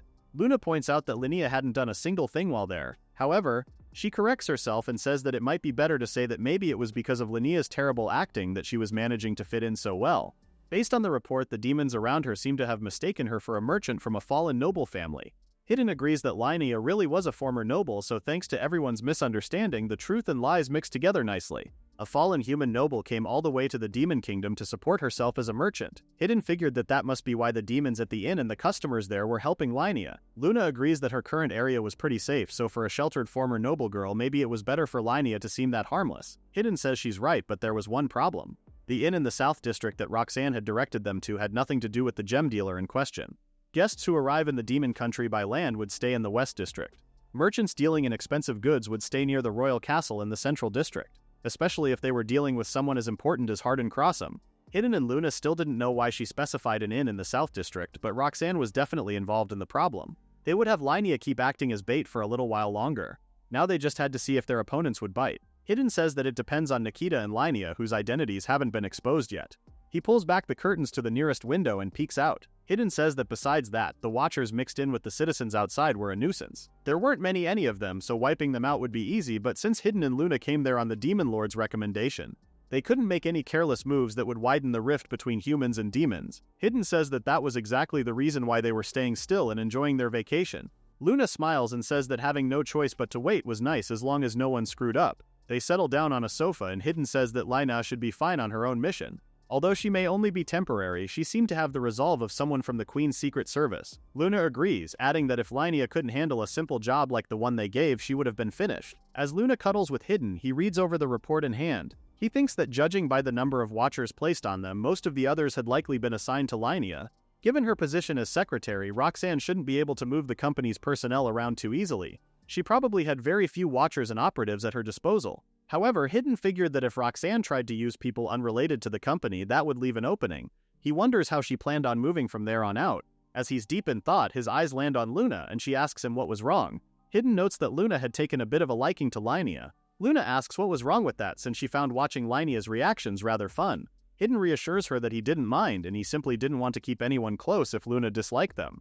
Luna begins to tease Hidden, saying that she was bored and she wanted to do something else. Before anything could happen though, Nikita bursts into the room announcing that she found the person. Luna turns to her, immediately pissed off. Nikita carries on, saying that the gem dealer they were looking for was being held in Barricade Street in the East District of the country. Apparently it was in an abandoned mansion that was still in relatively good shape. Hidden commends Nikita for her good work and she bows in gratitude. Hidden thinks about Barricade Street. The Demon Kingdom was divided into 5 districts: East, West, South, North, and Central. Among them, the East District contained the Royal Castle and Palace, making it the safest area in the Demon Kingdom. Due to the city's structure, it was connected to the North District only by road, where the upper class resided. Hidden thinks that was likely another reason its security was maintained. All except for one part, anyway, which was Barricade Street. Hidden tells Nikita to give him the details on Barricade Street since they still didn't know the geography of the area very well. Nikita explains that Barricade Street was basically a slum. As the name suggested, the surrounding area was enclosed by barricades. In a past earthquake, part of the East District, which was on higher ground, collapsed into the South District's residential area. However, compensation for the victims after the earthquake was minimal. Some impoverished residents claimed the disaster area around the unclear boundaries as their own. And that was the beginning of Barricade Street. By the time the Demon Lord at the time noticed Barricade Street existed, it was already too late. Something like a small nation, complete with its own power structure, had formed around the collapse site. I mean, if that Demon Lord at the time was the same lord during the earthquake, he can't even blame those residents because he didn't even give them enough compensation. Hidden says that if Barricade Street was dismantled, its residents would return to the areas they originally came from. However, that would raise concerns about public safety in the surrounding districts. Nikita agrees. She adds that on the other hand, the country couldn't simply cast out a group of lawless people, so it had remained an ambiguous corner of the city to this very day. Hidden thinks that some of the jobs that the Demon Lord had requested from Giftia involved conditions that made Barricade Street hostile towards them. Considering the residents' feelings, there was a good chance their involvement would be obstructed. After hearing her out, Hidden tells Nikita that he wanted to infiltrate the area without being seen and he asks for a map. Already prepared, Nikita holds out a map. She tells him that first, entering from the East District would be difficult because of the high wall. So there were 2 possible routes into Barricade Street, one from the South District and one from the Central District. Nikita says that the residents mainly used the road connected to the Central District, but there were many lookouts there. She believed entering from the South District would be for the best. Hidden sees that there was also a guard station set up by the country, so it should be easier to pass through from the South District side. Hidden thanks Nikita and she gives him a salute. Luna pouts at Hidden, asking if there was anything he wanted her to do. Hidden says that she could wait for him to come back safely. Luna suggests that she'd wait in bed and Hidden agrees, saying that that would most likely motivate him more, making Luna happy. Nikita was still in the room and after a while she said that she would come with Hidden too. Luna immediately refuses, much to Nikita's annoyance since she was asking Hidden. However, Hidden says that he was going alone because he didn't want any unnecessary casualties. He could infiltrate and escape without the enemy noticing, but only if he was acting alone. If Hidden took Nikita with him, he would have Luna come with him too. Not only that, but there was something else Hidden needed her to do. He would leave the instructions behind, so he was counting on her for the rest. Nikita points to Luna and asks why he couldn't just have her do it instead, which is a pretty ballsy move considering that's her boss. Hidden says that that wasn't something she left to the person in charge. He asks if she understood and Nikita reluctantly agrees. Hidden commends her, but his words immediately make her a whole lot happier and she skips out of the room, excusing herself. Hidden and Luna are left alone in the room. Hidden is confused, saying that he hadn't even given Nikita her instructions. But Luna's cheeks are puffed, stewing in annoyance. Eventually she sighs, saying that pets really did take after their owners. She asks why Hidden hired her in the first place. Hidden pets her head and says that it must be because Luna didn't dislike her either. Time passes and another night arrives. Hidden looks up in wonder as he reaches Barricade Street. Before him were ruins and behind them was a tall cliff. Just as Nikita had told Hidden, the route was poorly guarded. He hopped from the rooftops, the citizens unaware of his presence. Still, although Hidden already knew, it was less of a path and more of a cliff. Despite that, Hidden grabs onto a ledge and begins to make his way up. Time passes and the walking platform at the edges of the cliff creak as two demon guards make their rounds. One of them comments that there was no moonlight tonight. His companion warns him to watch his step so he doesn't fall off the side. The demon guard swears that he won't, making his companion laugh. They're unaware of Hidden hanging off of the side of the cliff over them by a branch. There were torches lit here and there, but it was still easy to hide. However, Hidden realized if the platforms were creaking with every step, there was a risk he would be found by sound if he took the same path. Using the branch he was holding onto, he kicks himself up higher up the cliff. As he climbed up the ledge, Hidden thinks that he might have needed to prepare a little more if it were raining. But thankfully enough, he pulls himself up easily over the upper platforms. Hidden hides behind a side of the cliff just as the demon guards from before pass by. Taking out a piece of rubble, Hidden decides to draw their attention for a moment. He throws the rubble at the nearest light source, shocking the guards. Immediately, they're on high alert that someone was there with them and they search the area. As they use their torches to see as much as they can, Hidden continues climbing the cliff further up. Eventually, the guards decide that they're unable to sense anyone nearby. One of the guards suggested that the wooden frame for the torches collapsed or its rope came loose, and his companion agreed. Hidden makes sure that they're preoccupied before carrying on. However, as he held onto another ledge, he was rather amazed that there were more intact mansions in the ruins than he expected. It was clear that the residents were making good use of the buildings that escaped total collapse. Hidden heard that it was a city of rubble, but inside it wasn't nearly as ruined as expected. It was cut off from the outside world, and the city was filled with its own power structure and rules, and it continued to grow. Hidden stops at a roof and looks over the nightlights spread all over the ruins. He heads deeper into ruins, passing through alleyways. Eventually, he stops and stares up at something. Hidden found the building he was looking for, however, he wondered where Freya was being held. To keep a captive from escaping, the standard approach would be to confine them in a windowless room on the second floor. Hidden noticed that there weren't any sealed windows on the building. The 2 or 3 presences on the second floor could either be Freya or the guards. Pressing himself close to the wall, Hidden could sense their presence, but they haven't noticed him yet. If they were hiding the stolen jewels there, they would have proper fighters posted, but he could barely sense any presence like that, even around the mansion. If the building was used as a confinement setup, they'd need about 3 people for caretaking and guarding. Judging from the presences Hidden can detect, there were about 4 people, so it made sense. He didn't need to worry about the one on the first floor. It was probably a non-combat demon, and not especially perceptive. However, to rescue Freya from the second floor, he would likely need to take down the guards. Hidden takes out his knife. He won't kill them, but things might get a little rough. But suddenly, Hidden stops. He reminds himself that he was on Barricade Street, the slums of the Demon Kingdom. There was no need to keep Freya on the second floor. To a human, Barricade Street would be nothing but terrifying. It wasn't somewhere they could freely walk around and escape from. If that was the case, the only presence on the first floor was definitely Freya. Hidden sneaks in through the first floor window and opens the nearest door. As Hidden swings the door open, a woman inside shrieks in fear. She hides behind a blanket and asks what he wants, implying that he meant to harm her. Freya heard that the Demon Kingdom was a surprisingly normal country, but she had no idea a place like the slums existed. She couldn't believe that everything happened just because she came there for work. Freya says that she would never trust demons again. Hidden says that he couldn't say he didn't understand how she felt, but Freya takes offense to being called so improperly. Hidden puts emphasis on Freya's name before repeating his words. Freya smiles, realizing that Hidden really did come to rescue her. Her smile falls as she asks who asked him to rescue her. She points out that she was traveling alone and her family was still back in the queendom. As such, no one should be going out of their way to rescue a single female human. Hidden realizes that it was a lie that Freya had a wage dispute with her employees. Freya asks who told Hidden something like that, and Hidden admits that it was the woman who had her kidnapped. It was Hardin's secretary, Roxanne. Freya realizes that it means that she was taken on Hardin's orders. Freya tells Hidden that she thought the offer sounded too good to be true. Roxanne told her she would pay above market price and buy everything. She had acted all generous when she was really planning to take it by force from the very beginning. Freya is quiet for a moment before Hidden says that although he couldn't blame her for thinking that way, the truth was a little different. However, Hidden says that they didn't have the time to talk slowly right now. If Freya wanted the details, she needed to behave and let him rescue her first. When Freya doesn't speak up, Hidden asks her what was wrong. Freya asks if what they were doing was really a good idea. Although she only caught a glimpse of them during the day, she thought negatively of the demons around there. Before she can finish her words, Hidden cuts her off and reassures her that it was all right. Hidden says that if she follows him, she can return to a safe place. After that, she was free to do whatever she wanted. If she wanted to return to the queendom, Hidden could arrange that too. Freya gapes in shock before pressing her lips together in thought. Finally, she agrees with Hidden. She asks him to take her back with him. Throwing a cloak over Freya, Hidden tells her to leave it to him. He orders her to keep the cloak over her since humans stood out in the city. Hidden suddenly goes quiet as he thinks about the words Freya hesitated to use earlier when referring to the demons. She was going to say that the demons were evil. It was the kind of prejudice against other races that existed among humans and demons. However, if the merchants of both nations who were at the source of cultural exchange could build trust, Then both races' perceptions of each other would gradually change. That sort of relationship should allow them to remove the conflict between demons and humans. They leave the building together and Freya complains of the cold. Hidden tells her to bear with it for a little longer. With that, they begin to make their way out of the barricade street. Freya kept close to Hidden as they silently walk down a grassy path.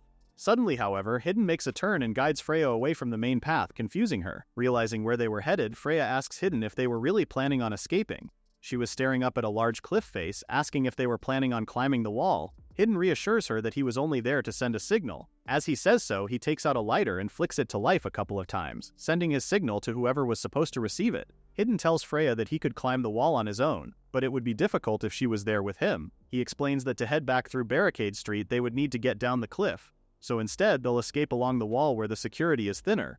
Hidden pauses for a moment to watch as someone flicks their own lighter from atop the cliff, returning his signal. With that out of the way, he puts an arm around Freya to steer her to another direction. Freya is caught off guard by the action, flustering her, but she follows his lead regardless. Hidden pushes back the bushes of the surrounding forest, navigating their route back. As they walk, Freya speaks up, pointing out that Hidden had mentioned beforehand that he was an adventurer. She asks if he specialized more in magic or as a warrior.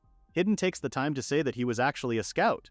He could use weapons to some extent, but it wasn't enough to fight multiple demons head-on. Freya is suddenly concerned that they were the only ones there. Hidden reassures her that as long as he wasn't facing multiple opponents, there wouldn't be any problem for them. Not to mention that if they were moving without being spotted, Hidden points out that Freya would be able to trust him more than any other class. Freya is worried that he'll only be able to move quietly alone, but he says that he's never been spotted even when he had others with him. He mindlessly adds that things would work out fine as long as his companions followed his instructions, making Freya freeze. She stumbles over her words, apologizing for her questioning and promising that she would trust him properly from now on. Hidden realizes that she misunderstood and he apologizes, reassuring her that it wasn't meant as a threat. Freya presses her lips together when she realizes she's been hearing a ruckus. She points down a nearby alley and tells Hidden that it was starting to get noisy. She's worried that they had already been spotted, and Hidden answers rather vaguely that they had. Freya is rather annoyed by his way of answering, asking if it was a habit for him to keep things vague and make the other person anxious with his answers. Hidden apologizes, saying that he didn't mean to, but he quickly says that he had no time to explain in the meantime. Freya is confused again, but Hidden ignores her. Peeking behind their hiding place, he tells Freya that they have reached a checkpoint. She's immediately panicked to see that the ones guarding the checkpoint are demons, but Hidden doesn't give her the time to breathe. He suddenly bursts out of their spot, yelling to the demon guards and asking if they were okay. Freya freezes from the sudden outburst, but he quickly pulls her along with him, placing her hand on his arm like she was trying to help him stay up. When they're close enough to the demons, Hidden throws the cloak that was over Freya over his head too. Seeing them, the demons ask in a panic what happened to them both. When they're close enough, Hidden begins to breathe heavily, pretending to be pained. He informs them that some strange people came in from the south. He grunts in pain and one of the demons asks if they were attacked and if the others were safe. Hidden says that they needed backup as fast as possible. Hearing him, the demon orders the others to head to the south and he would stay there with Hidden and Freya. Once the others are gone, Hidden acts even more pained as he tells the remaining demon guard that the enemy approached them without making any sounds, so they needed to be careful. The demon reassures him that they could leave it to them. All of a sudden, Hidden bursts into a shout again, this time pointing at something at the demon's back and telling him in a panic to watch out. The demon quickly turns around to face the attack, but with his face turned, Hidden quickly delivers a swift punch to his face. It effectively knocks the demon out. As he lays the man down on the ground softly, Hidden apologizes to him. Freya finally speaks up, eyes going over the scene, and notes that Hidden was rather ruthless. As they quickly start making their escape once more, Freya calls out to him and asks if the commotion she saw nearby was made by him too. Hidden doesn't stop, but he says that he had his subordinates cause a disturbance. He had ordered them to escape once the people in town started gathering. Freya is visibly relieved by his words, realizing that his companions were fine. Eventually, they're out the forest and the sky opens before them as they enter another area. Freya smiles, happy that she really was able to make it back. She flinches in sudden alarm when she sees someone appear behind Hidden. A cloaked figure says that she's been waiting for Hidden to arrive. Hidden blinks before reassuring Freya that the cloaked newcomer was a member of his organization. Freya is visibly relieved. Hidden turns back to her and says that despite knowing she wanted to return to her inn as soon as possible, he needed her to come with him someplace else. Freya is rather unsure, but she agrees, assuming that it was to go to his client's place or something. Hidden agrees, although rather vaguely, slightly annoying Freya. However, she agrees anyway, saying that Hidden was the one who saved her, so she would go. They stepped into a docked rowboat and made their way across the river. Freya says that even if they went back to the inn now, her valuables would be gone by then already. Hidden says that he was guessing that she was referring to the key to the vault where she last left the jewels. Freya hums in thought before agreeing. She admits that she hid the key just in case, but since it's been a while since she was kidnapped, there was a high chance that the jewels had already been stolen. She thought she was more lucky the kidnappers didn't kill her outright. Hidden says that although he didn't know if the jewels really were gone, he still planned on trying to retrieve the jewels as well. Freya is pleased by his words and she thanks him. Changing the subject, she asks where they were really headed. Hidden says that before he can answer her, he has to admit something first. He says that despite introducing himself as an adventurer, it would be more specific to say that he was a former adventurer. Kinda cruel to only tell her this now that you're on a boat and there's no way for her to run, if ever. Freya is concerned, but she tells him to continue. Hidden explains that he was currently working for an organization and her rescue was a request brought up to them. Freya realizes that he was planning on taking her to the organization and she turns to him asking bluntly if he was going to kill her. Hidden admits that if rescuing her proved to be impossible, then that was an option. But since the rescue was a success, he promises to make sure it doesn't come to that. Freya suddenly lets out a laugh. She admits that Hidden was way too honest and roundabout with his words. She comes to the conclusion that he was promising to protect her, to which he agrees. She suddenly points to him and says that reaffirms just in case that she wasn't to trust in others so easily, but she was fairly confident in her eyes for people. Strong words. From someone who got kidnapped by a scammer. Freya wonders what kind of person his client who asked for her rescue was. But Hidden suddenly flinches in alarm. He orders her to get down, shoving her into the boat. They were passing by a guard post of some of the demons from Barricade Street. They stay quiet as they pass by, only the cloaked Roman seen with a boat full of supplies. Freya whispers after a while that either way, she had decided to face the problem head-on. She needed to see for herself why the kidnapping happened to her. Even if she ended up dying in the process, she wanted to see things through first. Hidden reassures her that she can relax more since he had no intention of killing her or letting her get killed. Freya asks if it was because of his promise to protect her, but Hidden admits that there was something else. Hidden says that her eye for people wasn't wrong. Freya laughs as they sit back up, asking what he even meant by his words. They step out the boat and into the docks. Hidden tells Freya that although it will take a while to reach their client, the area was already safe. Freya fixes herself and thanks Hidden. Freya pauses for a moment before Hidden tells her to head to the carriage first.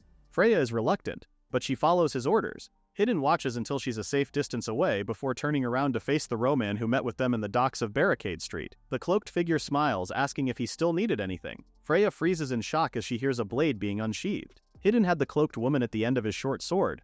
Freya turned around, asking what was wrong. Hidden begins to interrogate that Roman, saying that she wasn't actually a member of Giftia considering how little presence she had. When they had passed by the demon guards at the river earlier, Hidden didn't sense even the slightest tension or bloodlust from her. The person tries to reassure him that she wasn't suspicious, but Hidden already knew that.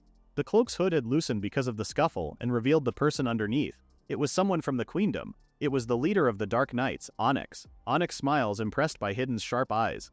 Onyx carefully pushes the sword's blade away, saying that she finally understood Lynia's obsession with him. She notes that it was worth coming all the way to the Demon Kingdom just to see him in action. Hidden lowers his sword, asking if it was alright for Onyx to be away from the Queendom. Onyx casually begins removing most of her disguise, saying that the Dark Knights were actually short on people. Since they were out of the danger zone, her services weren't needed anymore. With that said, she tips over, bidding them farewell. She falls into the river but disappears before she even hits the water's surface. Freya is shocked and amazed, but Hidden is unfazed. She turns to him, admitting that she felt something was off with Onyx, but she didn't know who she was. Hidden says he didn't know, but she was most likely plotting something shady. With that out of the way, they both make their way to the carriage. They leave the boat in the dock behind. Upon arriving at the headquarters of Gifita, Freya exclaims in surprise to know that Hidden was actually married. Luna happily clings to Hidden as they settle in the meeting room.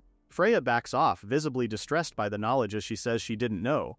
Hidden is more surprised that he never mentioned it, making Luna pout. Freya sighs heavily, saying that maybe she didn't have an eye for people after all. She's surprised when someone puts their hand on her shoulder in comfort. It was Reija. She comforts Freya, saying that she completely understood how she felt and reassures Freya that her eye for people was genuine. She adds that Hidden was a true gentleman, so she didn't have to be so dismayed. I think they're subtly implying that Hidden was flirting with Freya when he was married. Freya smiles and thanks her, but when she turns, she's surprised to see that Reija was a demon. Reija blinks in surprise before properly introducing herself and saying that she was staying under Hidden's care. Freya is amazed, saying that Reija appeared to be a young lady from a good family. Suddenly, Nikita approaches their conversation and introduces herself. She adds that she was a commoner demon working for Hidden and Reija, but when she says their names, it gives off the same level of respect to a higher-up. Freya is confused, considering she had assumed Reija was a maid.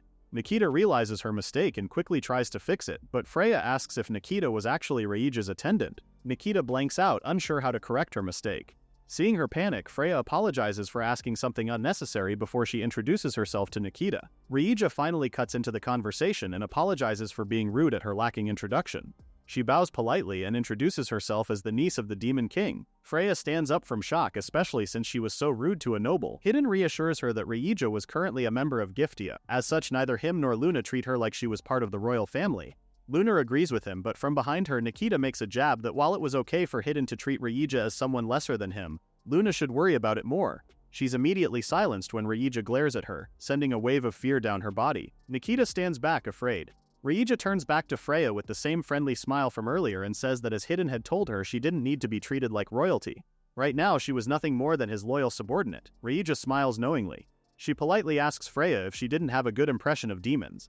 Freya hesitates for a moment before admitting that she didn't. Ryeja says that was exactly the reason why she thought she shouldn't hide anything from her if she wanted to earn Freya's trust. Freya lightly teases her, saying that she did try to hide it at first. Ryeja bashfully admits that she did, but Freya only chuckles at her honesty. Freya admits that she didn't have a bad impression of Ryeja, and since she hid her lineage for a valid reason, she didn't mind it. Ryeja is pleased by her words and she thanks her.